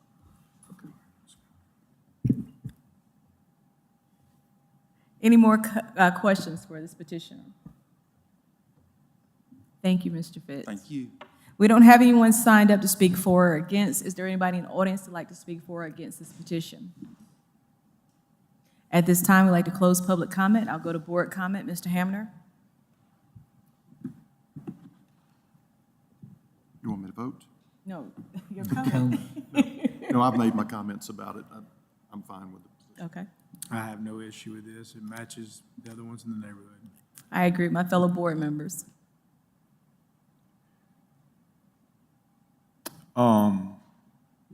Since we are with a variance, I can see the hardship, stating the 2 front yards as hardship, in voting yes for this particular property.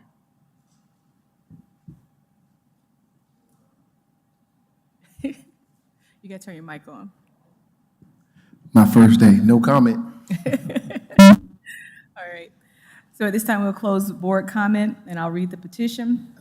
ZBA-109-25, Evans Fitz petitions for a variance from the accessory structure regulations to construct an accessory structure in the front yard on the property located at 20 Audubon Place, Zone SFR-38, Council District 4. Voting, Mr. Hamner. Yes. Yes. Yes. Yes. Yes. Petition approved.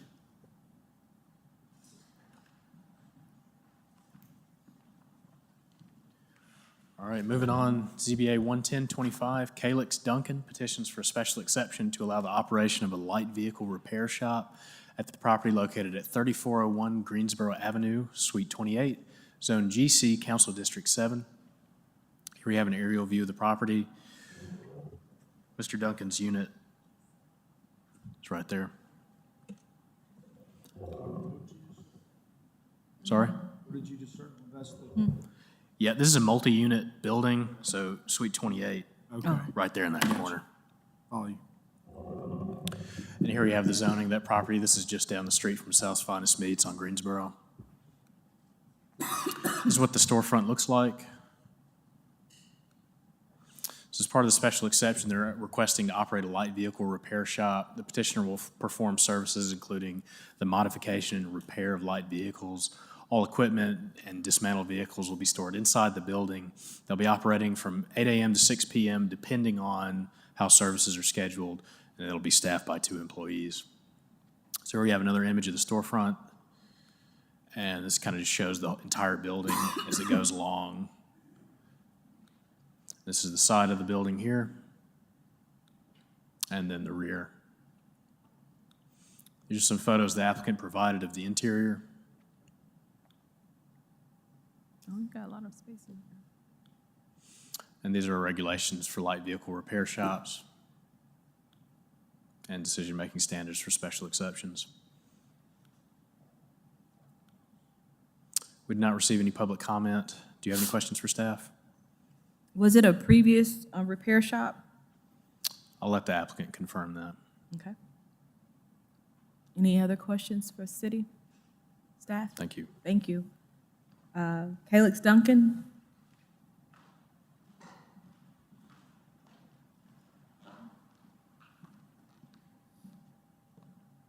Hey, good evening. I'm Calix Duncan. I'm the owner of Exile Performance and Racing LLC. How y'all doing this evening? We're good. If you'll give us your address, Calix. My address is 3401 Suite 28, Greensboro Avenue. 3401 Greensboro Avenue, Suite 28, Tuscaloosa, Alabama, 35401. So tell us about your plan. All right, so Exile Performance and Racing is a dedicated automotive repair and performance shop specializing in high-end modifications, precision tuning, and custom builds. Whether it's unlocking hidden horsepower, or basically upgrading the handling and suspension of a vehicle, prepping the vehicle for the racetrack, or even just doing general maintenance on your regular everyday vehicles. Exile delivers expert craftsmanship backed by deep technical knowledge. From routine maintenance to full performance transformations, the shop is committed to giving drivers the basically reliability, power, and performance edge they've been looking for when they purchase a vehicle. And you're the mechanic? Yes, ma'am. Okay. Good commercial. Now, it was talking about making sure you can't park cars overnight outside and everything. So will you be able to get the vehicles you're working on inside the building? Yes, ma'am. So there have been accommodations. I think in the building, we have those 3 bay doors that you see right now. And there's also a 4th connected to my building, but I just don't have the key to it yet. But within those 4 units, I can park about 18 to 27 vehicles on the inside. And typically we park, they give us exceptions to have parking spots on the outside as long as the tires are aired up and the panels are on the vehicles. But mainly, all my vehicles parked on the inside because they're high performance. Who gave you exception? City, who gave you exception to park cars on the outside? The property owner? The property owner told you can park cars outside? Yes, ma'am. So with that, property is owned by CubeSmart Storage, and I think they're changing the name, but it's owned by CubeSmart Storage and Warehouse Facilities. And so they allow us to have 2 parks per unit. And so I have basically 4 doors, well, 1 on the side over here on the right and then 3 right here. So they allow me to have 8 spots total. And then once I get my 4th unit, then they'll allow me to have 10 spots. So that's for just parking for people coming, but he can't park cars he's working on out there unless they are, what would be the stipulation on that?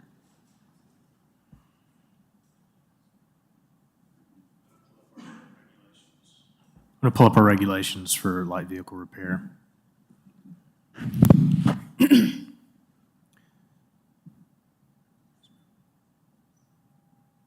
Okay, so B, no wrecked or dismantled vehicles shall be stored outside a building or a fenced enclosure for longer than 2 weeks. Fenced enclosures used for wrecked or dismantled vehicle storage shall not exceed 10,000 square feet.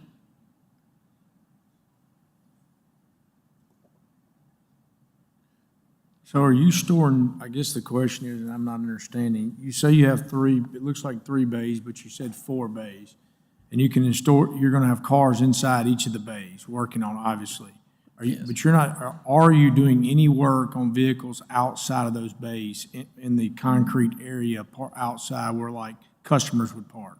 No, sir. So only cars that are parked there are cars that are waiting. But typically, all the work is done on the inside. All dismantled vehicles are also on the inside. So they're waiting, they're parked there waiting to be brought into the bay to be worked on? Yes, sir. Okay, or then once they're fixed, they're brought outside to be picked up by the customer? That's correct. But no wrecked or dismantled? Yeah. That's correct. Yeah, all our priority vehicles are the high maintenance, well, the high performance vehicles. The safety is to put them on the inside since we don't have a gate or a fence. I just want to clear that up. Yes, sir. Will you be the only mechanic or will you have people working with you?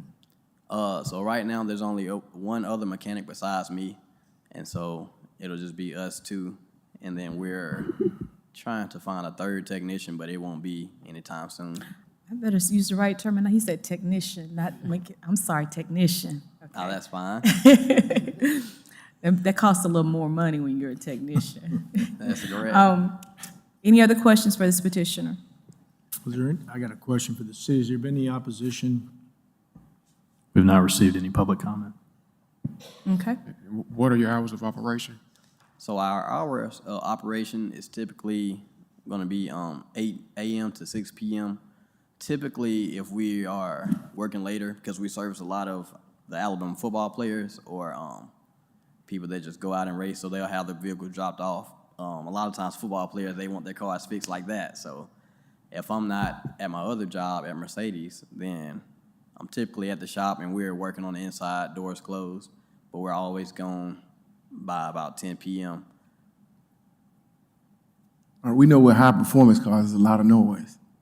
And Yes, that's a high traffic area. And with those student apartments right behind it, you make sure you maintain our noise variances and all that.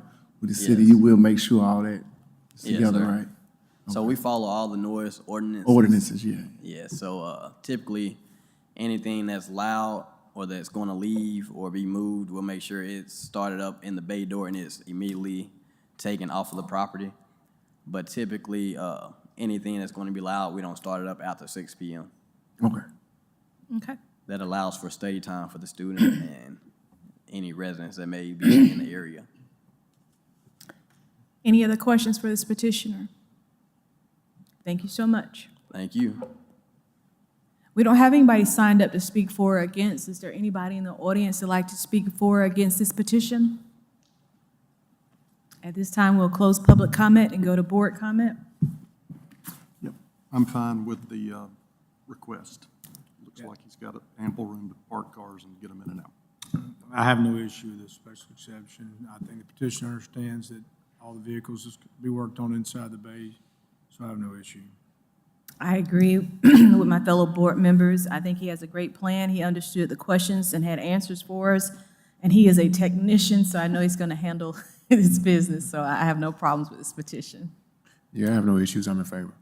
I have no issues. I think Kaylee's gonna do a great job. He had an awesome mentor somewhere in his life that did a great job with him. At this time, I'd like to close board comment and read the petition. ZBA-110-25, Calix Duncan, petitions for a special exception to allow the operation of a light vehicle repair shop at the property located at 3401 Greensboro Avenue, Suite 28, Zone GC, Council District 7. Voting with Mr. Hamner. Yes. Yes. Yes. Yes. Yes. Petition approved.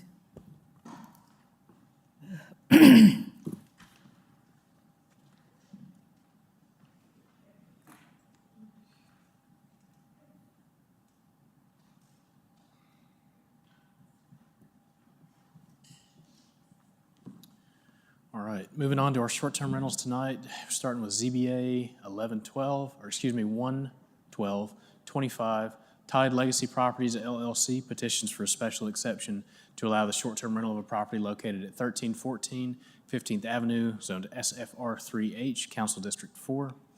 Here we have an aerial view of the property and its zoning. This is just north of Annette Shelby Park.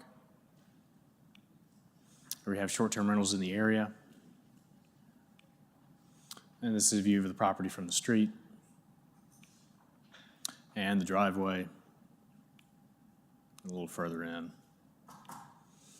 So Therese Mays, located in Birmingham, will be the primary contact and will be available 24 hours a day. Andrew Mays will also be located in Tuscaloosa periodically. The petitioner does not have experience managing short-term rentals. The house is equipped with a security system, smoke and carbon monoxide detectors, and emergency lighting. It is not owner-occupied, and it will be used by Andrew Mays during travel to Tuscaloosa when not being rented short-term. It's a 3-bedroom, 2-bathroom house. We did not receive a request from the applicant about how many adults or cars they wanted, but if approved, staff recommends 4 and 2. We did receive public comment in opposition to this request. Do you have any questions for staff? You said, what again? You said no comments? We did receive comments in opposition. Oh, that's right, okay. One comment. Yes. Okay, all right. Thank you. Thank you. Ms. Mays? Good evening. I'm here kind of representing the property for short-term rental. My husband is a physician with Tria Vision, and in March, Tria Vision opened an office on McFarland Boulevard. Tria Vision was formed about a year ago with 15 doctors from UAB Callahan Eye. Tria Vision is now the largest eye provider in central Alabama. My husband and I decided to request short-term rental so that if staff, colleagues, other physicians, or other staff need a place to stay in order to help juggle employee needs, we'd like to be able to rent our home to Tria Vision. We anticipate perhaps once or twice a month there might be a need for an overnight stay. We'd like to be able to do this so that liability-wise we can get things in place and be able to take the business deduction. So you're aware that your first year, there's a 30-day limit on how many time? Okay. I don't anticipate us going over that at all. Okay, all right. And your husband will be the person on call in the event something happens? Well, I can be also, but he will be actually staffing the clinic at least twice a month, starting sometime in the spring. So do you have I know it said that he'll be in Birmingham, correct? Pardon? Your husband will be in Birmingham? Well, he's going to be working in Tuscaloosa at least twice a month out of the Tuscaloosa office. So when the short-term rental is occupied, will he be here while it's occupied? Yes. Okay.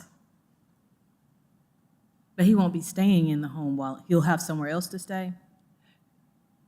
It could be him, it could be somebody else with his staff. Okay, so when he's staying there, that's not considered short-term rental, that's just him staying there.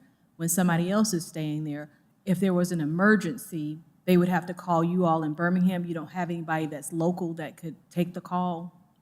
He will be there when if that need arise. Okay. Wait. He can't stay there if there's a short-term, like if somebody else is short-term renting it, he can't stay at the house at the same time. Well, if the business, Tria Vision, is renting from Tide Properties, I don't know if that would be a problem. So what you're saying is when your husband is staying there, Tria Vision will be paying Tide Properties for him to stay there. Now, when there's somebody else that's employed by Tria Vision to stay there, where will your husband be then? Well, we would be in Birmingham. Okay, so if the other person who's staying there that Tria Vision is paying for, they had an emergency, who would they call locally to come and handle the situation? Well, we would respond. You all would respond for Birmingham? Yes. Okay, all right. From Birmingham? Yes. Typically, we ask that it's someone that's local, because from Birmingham, it may take you 45 minutes to an hour to arrive. And if you're contacted by TPD or anyone to say, well, we need you at the residence Well, in we 5 can to 10 look minutes. into a property management situation if we needed to with the people that work with Tria Vision. Yes, ma'am. I mean, our intent is to be working with people that we already know. Sure. Any other questions for this petitioner? Okay, thank you so much. Thank you. There's no one signed up to speak for or against. Is there anybody in the audience that'd like to speak for or against this petition?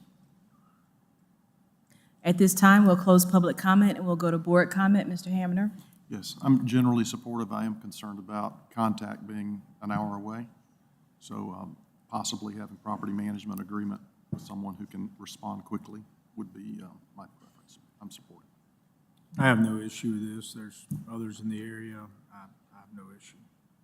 I agree as well. Would like to see someone local in the event that there's an emergency that requires immediate decision-making at that time. So please think about that. But other than that, I don't have any issue. Yeah, I agree with my other board members, and I agree with staff recommendations of 4 adults and 2 vehicles. I agree. Okay, at this time, we'll close board comment, and I'll read the petition, ZBA-112-25, Tide Legacy Properties, LLC. Petitions for a special exception to allow the short-term rental of a property located at 1314 15th Avenue, 15th Avenue, Zone SFR-3H, Council District 4, 4 adults, 2 vehicles, 30 nights, 1 year probation. Voting, Mr. Hamner? Yes. Yes. Yes. Yes. Yes.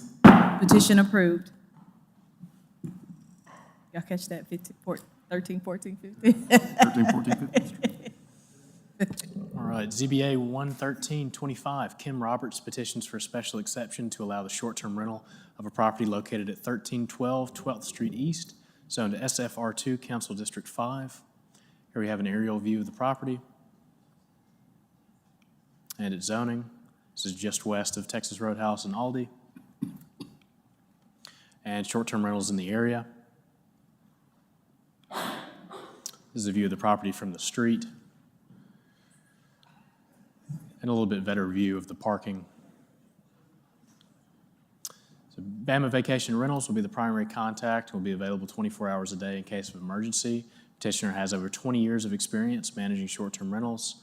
House is equipped with cameras, keypads, lock boxes, and a noise detection system. It is not owner-occupied and will be used for long-term rentals or remain vacant when not being rented short-term. House has 4 bedrooms and 2 bathrooms. Petitioner is requesting 8 adults and 4 vehicles. If approved, staff recommends 8 and 4. We did receive 1 public comment in opposition. Do you have any questions for staff? No. Thank you.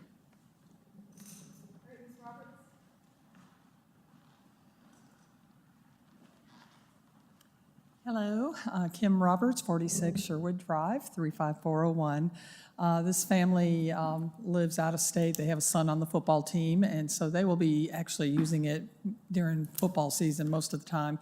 And then we will be renting it out for them outside of that when they're not here watching their son. Do we know the player that's on the? Look at the last name. Okay. This house previously operated as a short-term rental, and so it's a large home. And What was it approved for? You took the words out. I'm not sure it wasn't under us. Does the city know? We'll check. 1 second. Lem, you're supposed to have this. You know we're gonna ask that. It's a nice property. Yes. It looks like it's built for partying. And they're doing a lot of work on it and doing some upgrades to it. Yeah, I saw it. It didn't have the deck and all that on it at first, Yeah. and then they It's a added that. Huge deck and. And then the big back. Going back, and it's really Yeah, nice. it's nice. It's close to several of our other properties that we manage over in that area Mm-hmm. as well. Staff, on one of those drawings, did I see a house over the property line? So these property lines are kind of a rough estimate. They're not 100% accurate. It can be shifted, that's not real. That's putting a picture. You can see where of it the is house, shifted next to that cul-de-sac there. the height of the camera and stuff. So you're satisfied that we're okay on that then? Yeah, that wouldn't have any impact on this. And also, according to our records, it looks like the last short-term rental case for it was withdrawn. Doesn't seem like we have any record of it being approved as a short-term rental before. Okay. The only issue that's fine. Okay. Any other questions for Ms. Roberts? All right, thank you. We don't have anybody signed up to speak for or against. We did have one letter, a comment submitted to us in opposition. At this time, I'll close public comment and I'll go to board comment. Mr. Hamner? I'm supportive. Yeah, I have no issue with the short-term rental. Yeah, it looks like it's built to be a party house. I don't have any issue with it. Yeah, I have no issues. I'm in favor. No issues, I'm in favor. Okay, at this time, I'll close board comment. I'll read the petition. ZBA-113-25, Kim Roberts petitions for a special exception to allow the short-term rental of a property located at 1312 12th Street East, Zone SFR-2, Council District 5. 8 adults, 4 vehicles, 30 days, and 1-year probation. Voting with Mr. Hamner. Yes. Yes. Yes. Yes. Yes. Petition is approved.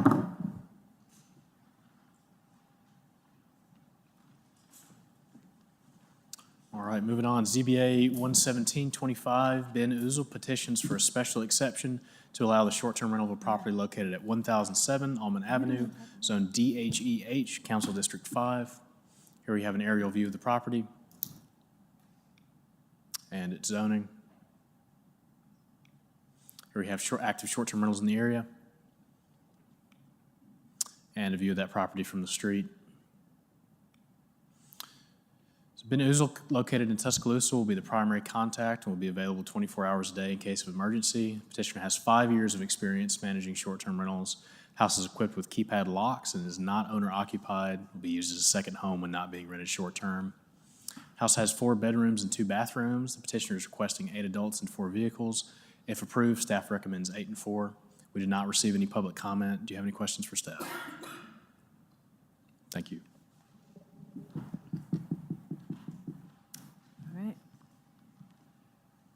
Good evening. Good evening. Thanks for hearing my petition. My name is Ben Uzel, 1837 Woodridge Road. This property, I was originally approved to rent short-term rental in 2020 and on a temporary basis. And I came back to get that renewed, I believe, 2 years later. And I'm just here to continue to request to continue to be able to rent the property. Originally, when I received a license, it was added to my current contractor city license, and they are no longer combining licenses, so they told me I had to start the approval process and go through, back in front of the board again. How many adults and vehicles was it approved for in the past? Well, originally it was approved for 6 adults and 3 vehicles. It is a 4-bedroom though. I did have one of the bedrooms set up as a home office, and so I've kind of moved it around where there's more room. But as far as the parking, there's a lot of paid parking in the back and on the side, so there's more than enough room for additional vehicles. Okay. Any questions? Have we had any complaints or anything like that? No, ma'am. Okay. Thank you so much. All right, thank y'all.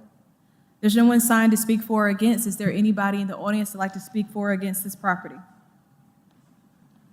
Okay, we'll close public comment and go to board comment. Mr. Hamner? Yes, I'm supportive. I'm in favor. I'm in favor as well. I have no issues, I'm in favor. I'm in favor. Okay, we'll close board comment. I'll read the petition. ZBA-117-25 Ben Uzel, petitions for special exception to allow a short-term rental of a property located at 1007 Almond Avenue, Zone DHE-H, Council District 5. Voting Mr. Hamner? Yes. Yes. Yes. Yes. Yes. Petition approved.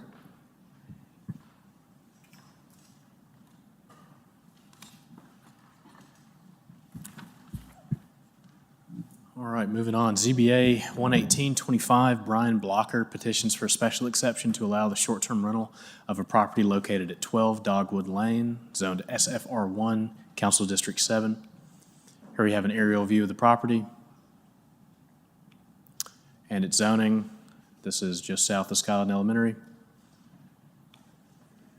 And active short-term rentals in the area. This is a view of the property from the street and its driveway.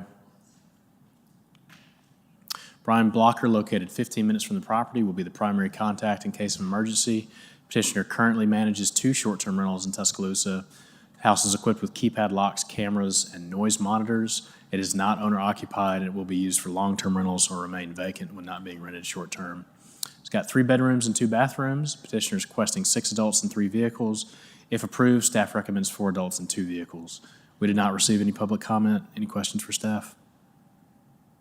No questions. Thank you. Thank you.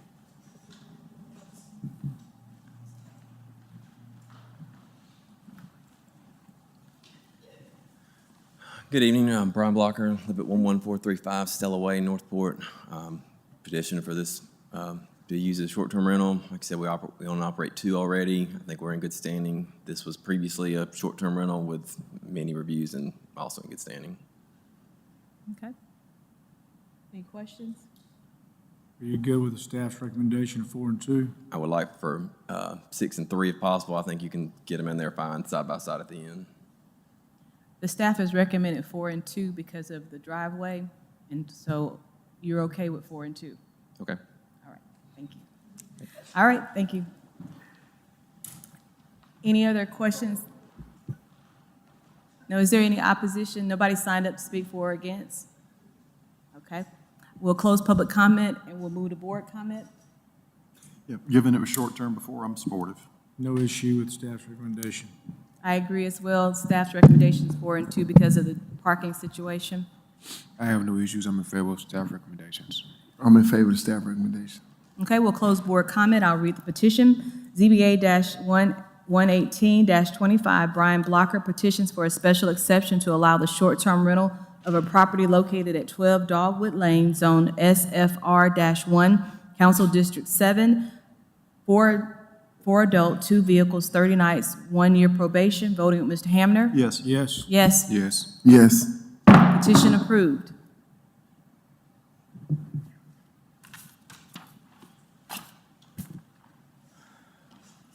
All right, moving to our final cases tonight.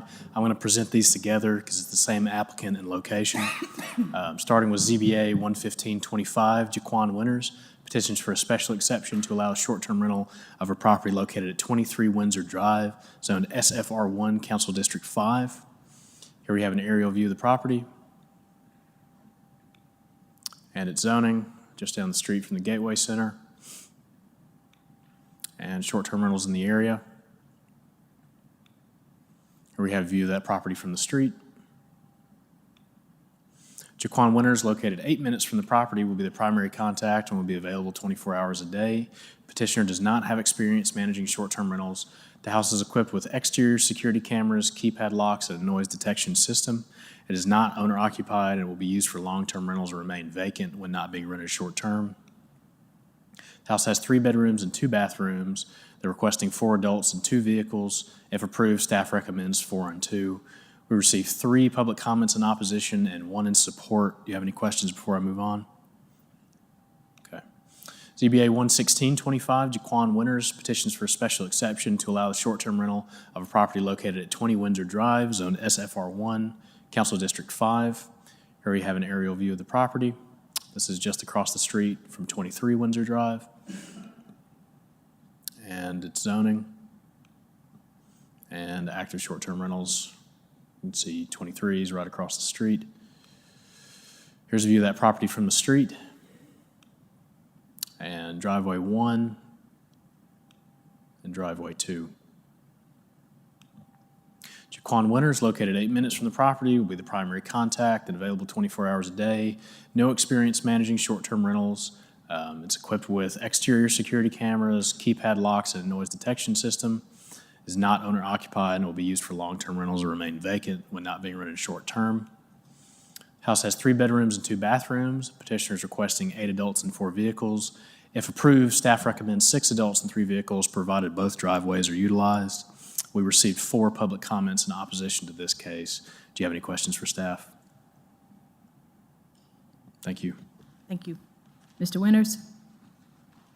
We open with a winner and we close with a winner.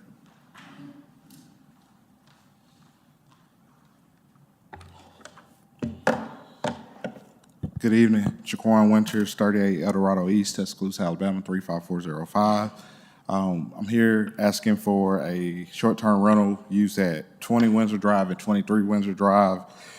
I'm a local real estate agent with Preacher Moore Real Estate, and I purchased these properties with the intentions of renovating and selling them. The first one I purchased from a close friend, former employer, and she needed a quick sale, something.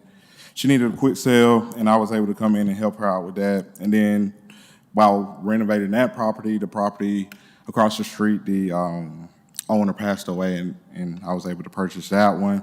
Again, I have the intentions of selling these properties, but I've had some hurdles with my timeline, and so I wanted to open up my options for open up for additional options, and short-term rental being one of them. If approved, I plan to rent during UA games, parent weekends, and events related to UA schedule. It's my intentions to have long-term tenants, but I would like to have the flexibility to short-term to working professionals such as traveling nurses, given the proximity to the hospital.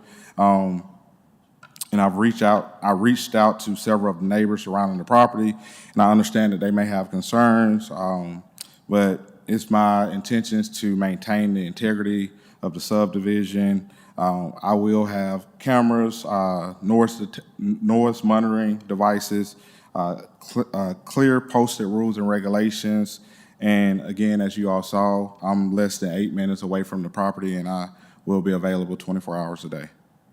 Any questions? Preacher Moore, you work over there with Tanner? Yes, sir. Yes, ma'am. Tanner Ashcraft. Yeah, Ashcraft, he knows all that, so he'll help you if you have any questions, I'm sure, if you are approved. Any other comments for? All right, thank you. Thank you all. All right, so we have several people signed up to speak for and against. 2 minutes, starting with Ms. Charlotte Reed. Please come forward.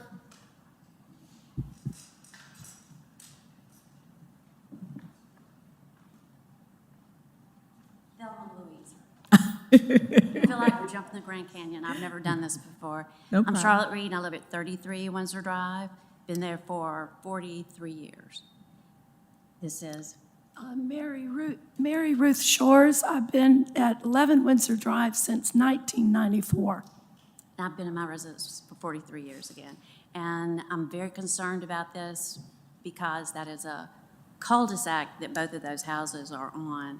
There are 4 houses that are in that area. My house is not one of them, but there's not room for that kind of activity, I don't think, for football games and or parents' weekends.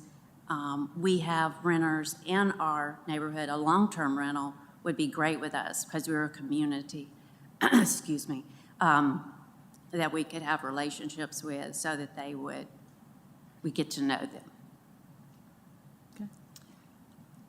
If you short-term rental 30 days, those houses are going to be empty for the rest of the year.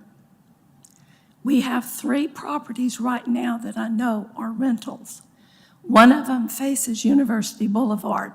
There is a broken window that is boarded up with cardboard.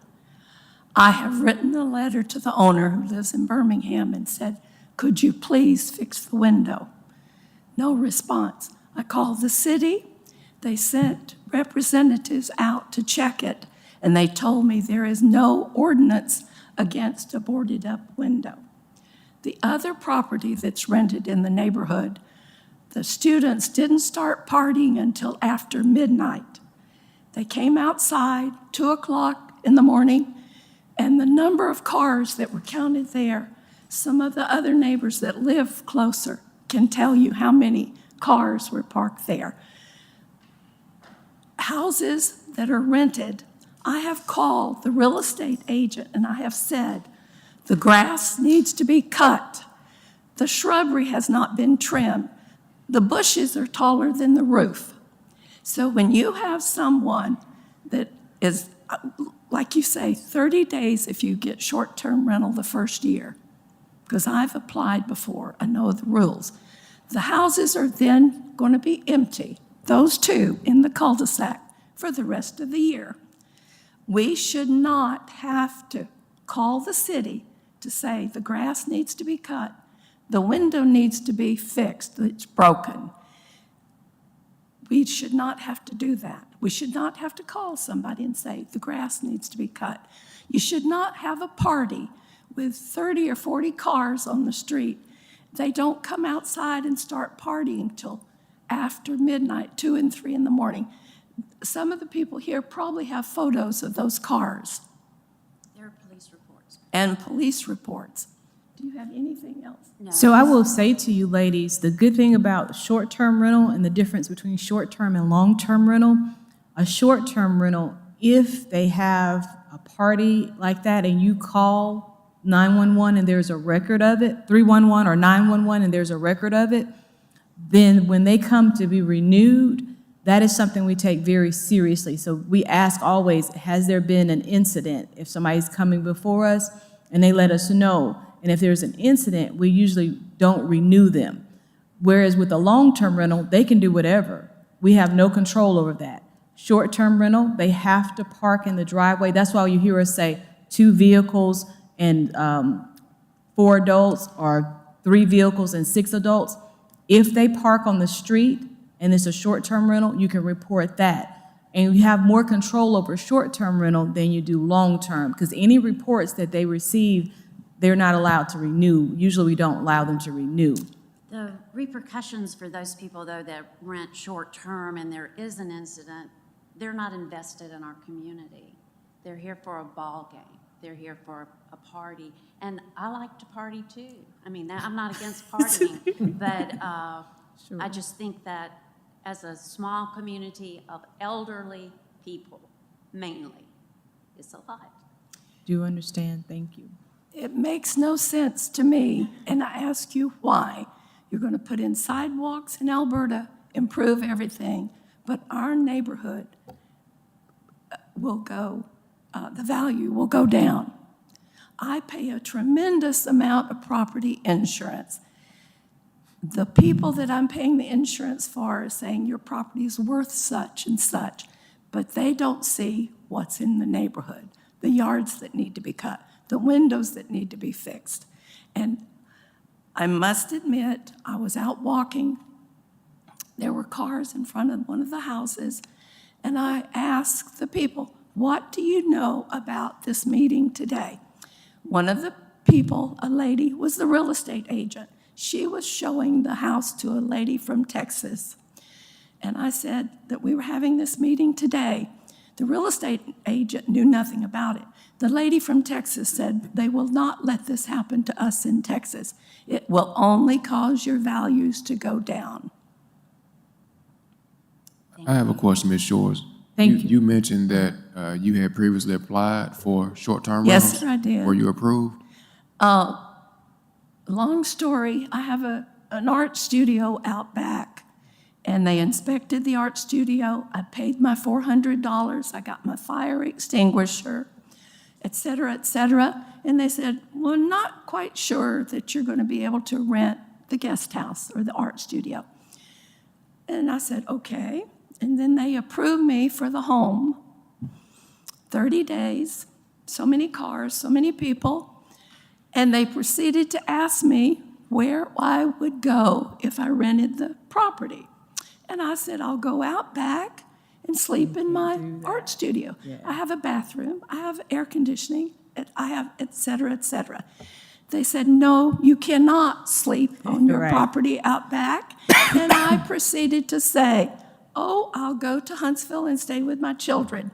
And when that happened, I thought, I will not do business when you tell me I can't even sleep on my own property. It wasn't worth it to me, so I did not proceed forward with short-term rentals. Was it in the property that you reside in now? I'm sorry, Was yes, it? sir. Okay. Yeah, I'm still living in my home, yes, sir. All right, thank you. Thank you. Okay, we have John Hall.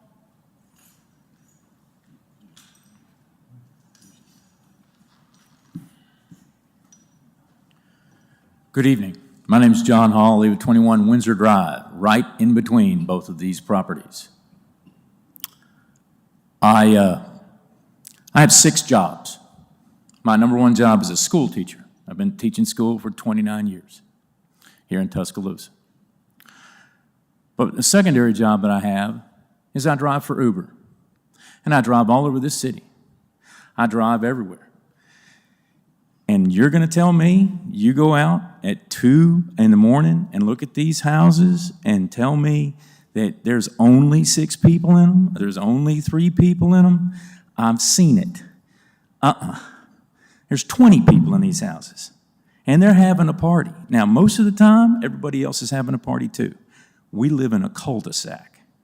We live in a neighborhood. Miss Shores walks the neighborhood all the time. There are many other gentlemen that walk in our neighborhood, walk our dogs. My 17-year-old daughter lives at my house. She doesn't need to see all that.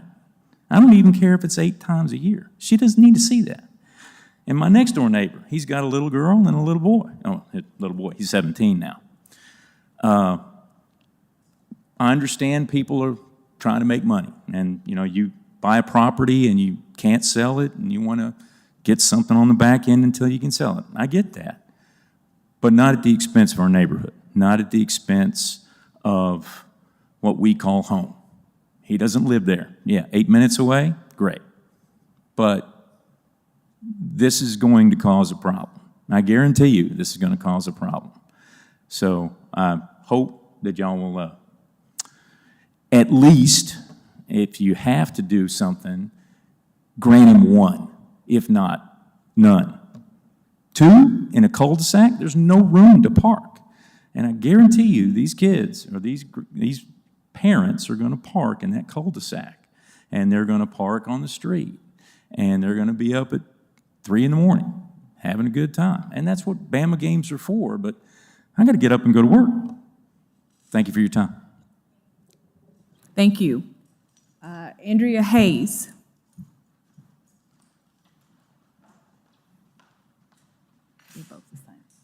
Hi. So me and my wife, we live on 25 Windsor Drive, which isn't in the cul-de-sac, but is a few houses, 1 house down. And we moved in about a year and 3 months ago and looked at different areas, and we chose this neighborhood because it was quiet. We came by several times, saw the people that he mentioned walking around. And we have all intents of starting a family and staying there for a long time. My concern is with people coming in and out. It is a slow neighborhood. No one speeds, thankfully. And having more cars coming in and out, as well as people we just don't know. It's tight. The cul-de-sac is tight. And I do not believe that there won't be parties, that there won't be more people than there should be.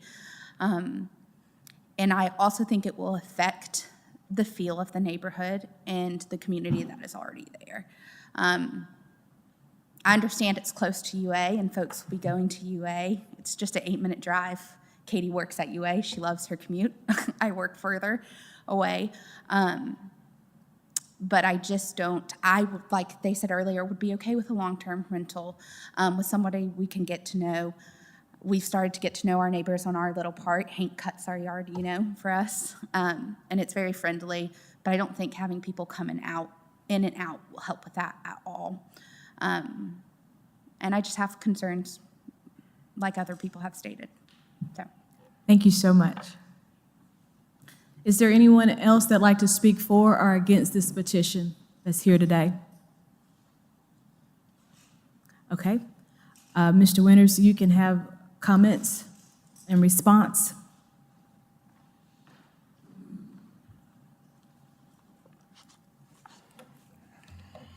You have 2 minutes. Good evening again. I truly do hear the concerns of the neighbors, and again, I express that I purchased these properties with the intentions of selling, and I heard the two young ladies speak, and they mentioned that they were concerned about the houses being vacant, but prior to me purchasing the home, 23 Windsor was, it was owner occupied, but the owner, she did not live in the house for at least the last 4 years, and I know that because she personally shared that with me. And then again, the 20 Windsor, the lady passed away, and in the process of me renovating the one across the street, I was able to purchase that one, so it was vacant for a certain amount of time as well. And, adding value to the home, I can't express how many times, I go to the neighborhood daily and someone approaches me and says, "Good job, we really appreciate what you've done for this community and these houses." The 23 Windsor, you couldn't walk to the backyard. It's pretty much a forest. And the neighbor right beside me, she approached me and said, "Thank you. We really appreciate what you've done." 20 Windsor, the reason why they were so confident was selling it to me because they saw what I did over at 23 Windsor. And if I'm not mistaken, I think 21 Windsor came to speak against the property, and that property has been used in the driveway at 20 Windsor, and I haven't complained to them about it or said anything. But I hear the concerns, and I'm in real estate. I understand the business. I come into something and I want to just add value, and that's what I'm looking to do here. I'm not trying to mess up the integrity of the subdivision. So you would be the person they would call if there was any issues with you and express, you would handle it immediately? I reached out to everyone here today. If your neighbors called you and said, "Hey, we have a problem at the home," would you immediately address it? Yes, ma'am. Okay. And so you're okay with giving them your information, letting them know, and contacting and working with them because you want to keep the neighborhood the way it is, the character of the neighborhood? Yes, ma'am. Any other questions? Could you, Liam, could you put the cul-de-sac back up, please?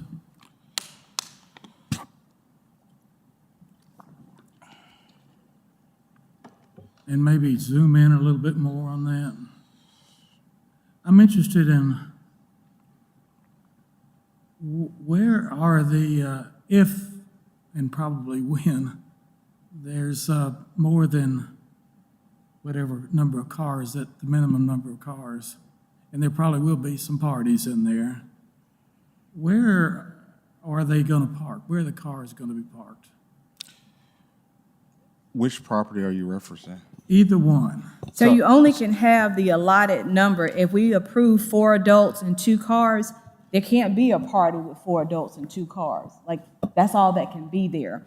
If there's 6 adults and 3 cars, that's all that can be there. So anybody more than that, when it's short-term rental, is out of the ordinance. And so they would need to call and report that, because there shouldn't be a party if you only can have 6 people, 6 adults. Now, you can have little kids. Can you guarantee there will be no parties there with any more cars than what's What I can approved? guarantee is that I'll be available 24 hours a day, and that we will, screen our applicants for short term and make sure that we were renting to a mature crowd. What I'm afraid of is there's a guy here that works at 2 in the morning, I think, since he had to leave or something like that, early in the morning, and they have a party. And they're going to. They have a party. At 2 in the morning, he can't get out of his driveway because it doesn't look like there's a lot of space there. What's he supposed to do? I'll give him my number and he can call me and I'll address it. And you can get there real quick because he'll be late for work. Yes, sir. And then the police department have to be called, or are you going to handle it? I'll handle it. Now, if I'm not correct, City, if he has long-term renters, they can have all the parties they want, they can park wherever they want, in the grass, in the cul-de-sac, block everything, and nothing you can do about it. No, they can't park in the grass, but they could park on the street and they could, have a party. Anyone could have a party, I guess, yeah. I guess unless the city comes out there and says no parking and put up signs that says no parking. Right, yeah, if it was yellow curbed. Mr. Winters, how long you been in real estate? I'm going on my 6th year. Okay, and you understand about the value of property, right? Yes, sir. You understand about maintaining housing, maintaining the integral, the richness of the neighborhood. I can't find the word. You understand all that, right? Yes, sir. You understand that short-term rentals on the short-term process of making money, whatever. You are trying to sell these houses. You beautified the property. You've done all that. So I don't think you would do nothing right to jeopardize what you invested in, right? I would not. Okay.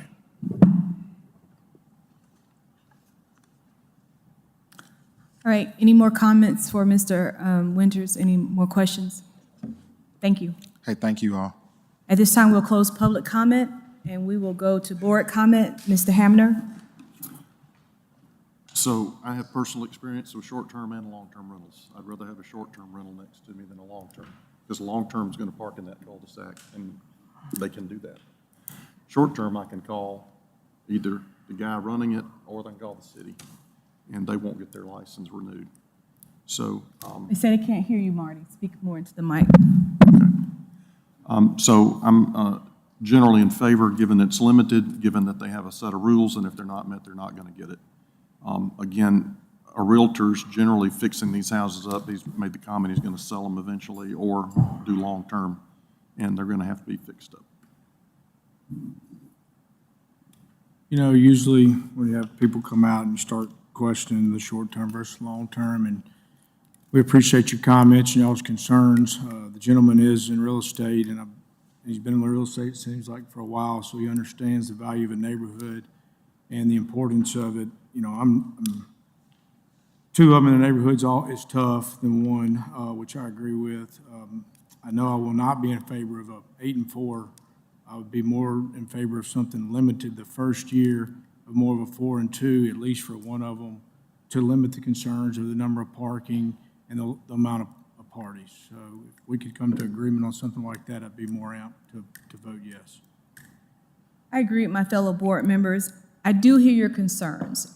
I live in a neighborhood that has a short-term rental that is 1 house down from me, and it is vacant most of the time, pretty much all year long until there's a game.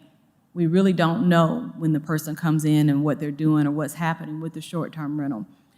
I will say, utilize 311, utilize 911. If something happens, call Mr. Winters, report to 311, because in that year, they only get 30 days, and they never really take 30 days all at one time. It's usually one weekend. Football season is over right now, so all you're going to have is maybe parent weekend, the concert, and that type of thing. Going into the new football season, if you have issues, go ahead and call it in. And then next thing you know, he'll be coming up for renewal. And if we see complaints, legitimate complaints for issues that have happened, that is taken in consideration with renewal, and they make them come right before us. Sir, you have something? We've closed public. Once a year. So the first year is a probationary period. Once they have that probationary period, they are able to come back and renew. And at that time, it's 3 years that they'll have the renewal. They'll renew their business license every year, and that's reviewed by staff.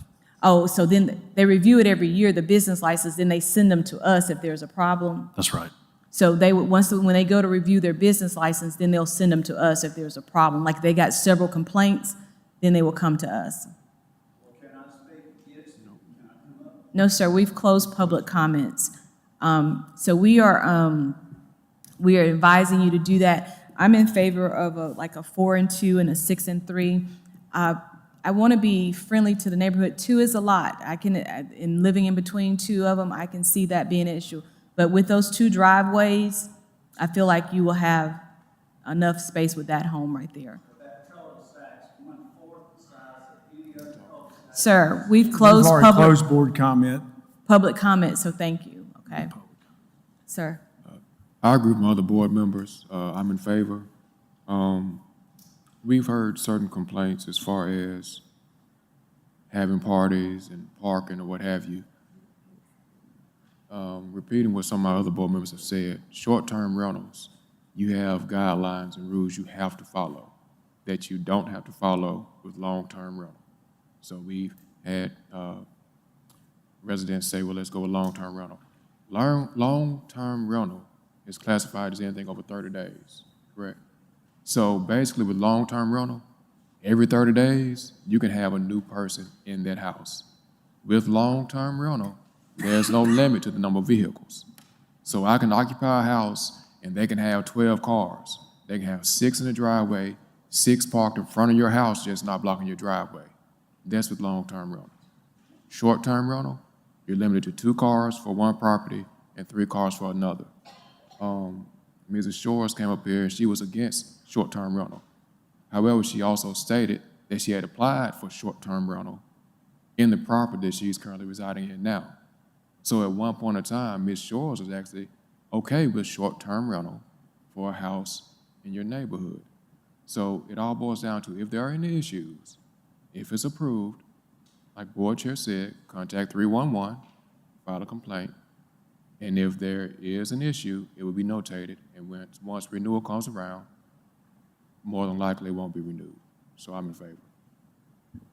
Yeah, I think Mr. Winters is highly capable of understanding laws and variances and zonings and all that kind of different things. He understands the premise of short-term rentals and what the do's and don'ts are, what you can and can't do. I think he's highly capable, and also he's been in real estate. He understands property value and all that kind of good stuff, so I'm in favor. And the last thing I will say is that with the short-term rentals, we've had over 200 plus short-term rentals now. And since I've been on the board, we have had I think 1 or 2 that have come back with complaints that we non-renewed. You really just don't have the issues that people say you have with them. The partying and all that type of thing. We don't get a lot of those reports and a lot of people calling and all that information, and they renew. I mean, city, we don't have a lot of issues since, Zach, we just don't have the issues that people are saying. So watch it heavily, monitor it heavily. If it disrupts you the first time, call Mr. Winters, let him know. Give him the opportunity to rectify it. If he doesn't, call 311, call 911, whatever you have to do to get it handled. But I believe he will be a good steward in your neighborhood. And his goal is really, he's a real estate agent, so his goal is really to sell them and not keep them as short-term. He just wants the options, I believe. At this time, I'll close board comments. I'll read the petition. Okay, I'll read them. ZBA-115- do we need to do them separate? ZBA-115-25, Jaquan Winters petitions for a special exception to allow a short-term rental of a property located at 23 Windsor Drive, Zone SFR-1, Council District 5, 4 adults, 2 vehicles, 30 nights, 1 year probation. Voting with Mr. Hamner. Yes. Yes. Yes. Yes. Yes. Petition approved. Next petition, ZBA-116-25, Jaquan Winters petitions for a special exception to allow a short-term rental of a property located at 20 Windsor Drive, Zone SFR-1, Council District 5, 6 vehicles, 6 adults, 3 vehicles, 30 nights, 1 year probation. Voting with Mr. Hamner. Yes. Yes. Yes. Yes. Yes. Petition approved. All right, we need to approve our Yeah, if we calendar could for have a next year. vote for the 2026 calendar. We need a motion. So move. Second. Voting, Mr. Hamner? Yes. Yes. Yes. Yes. Yes. Calendar is approved. We are adjourned.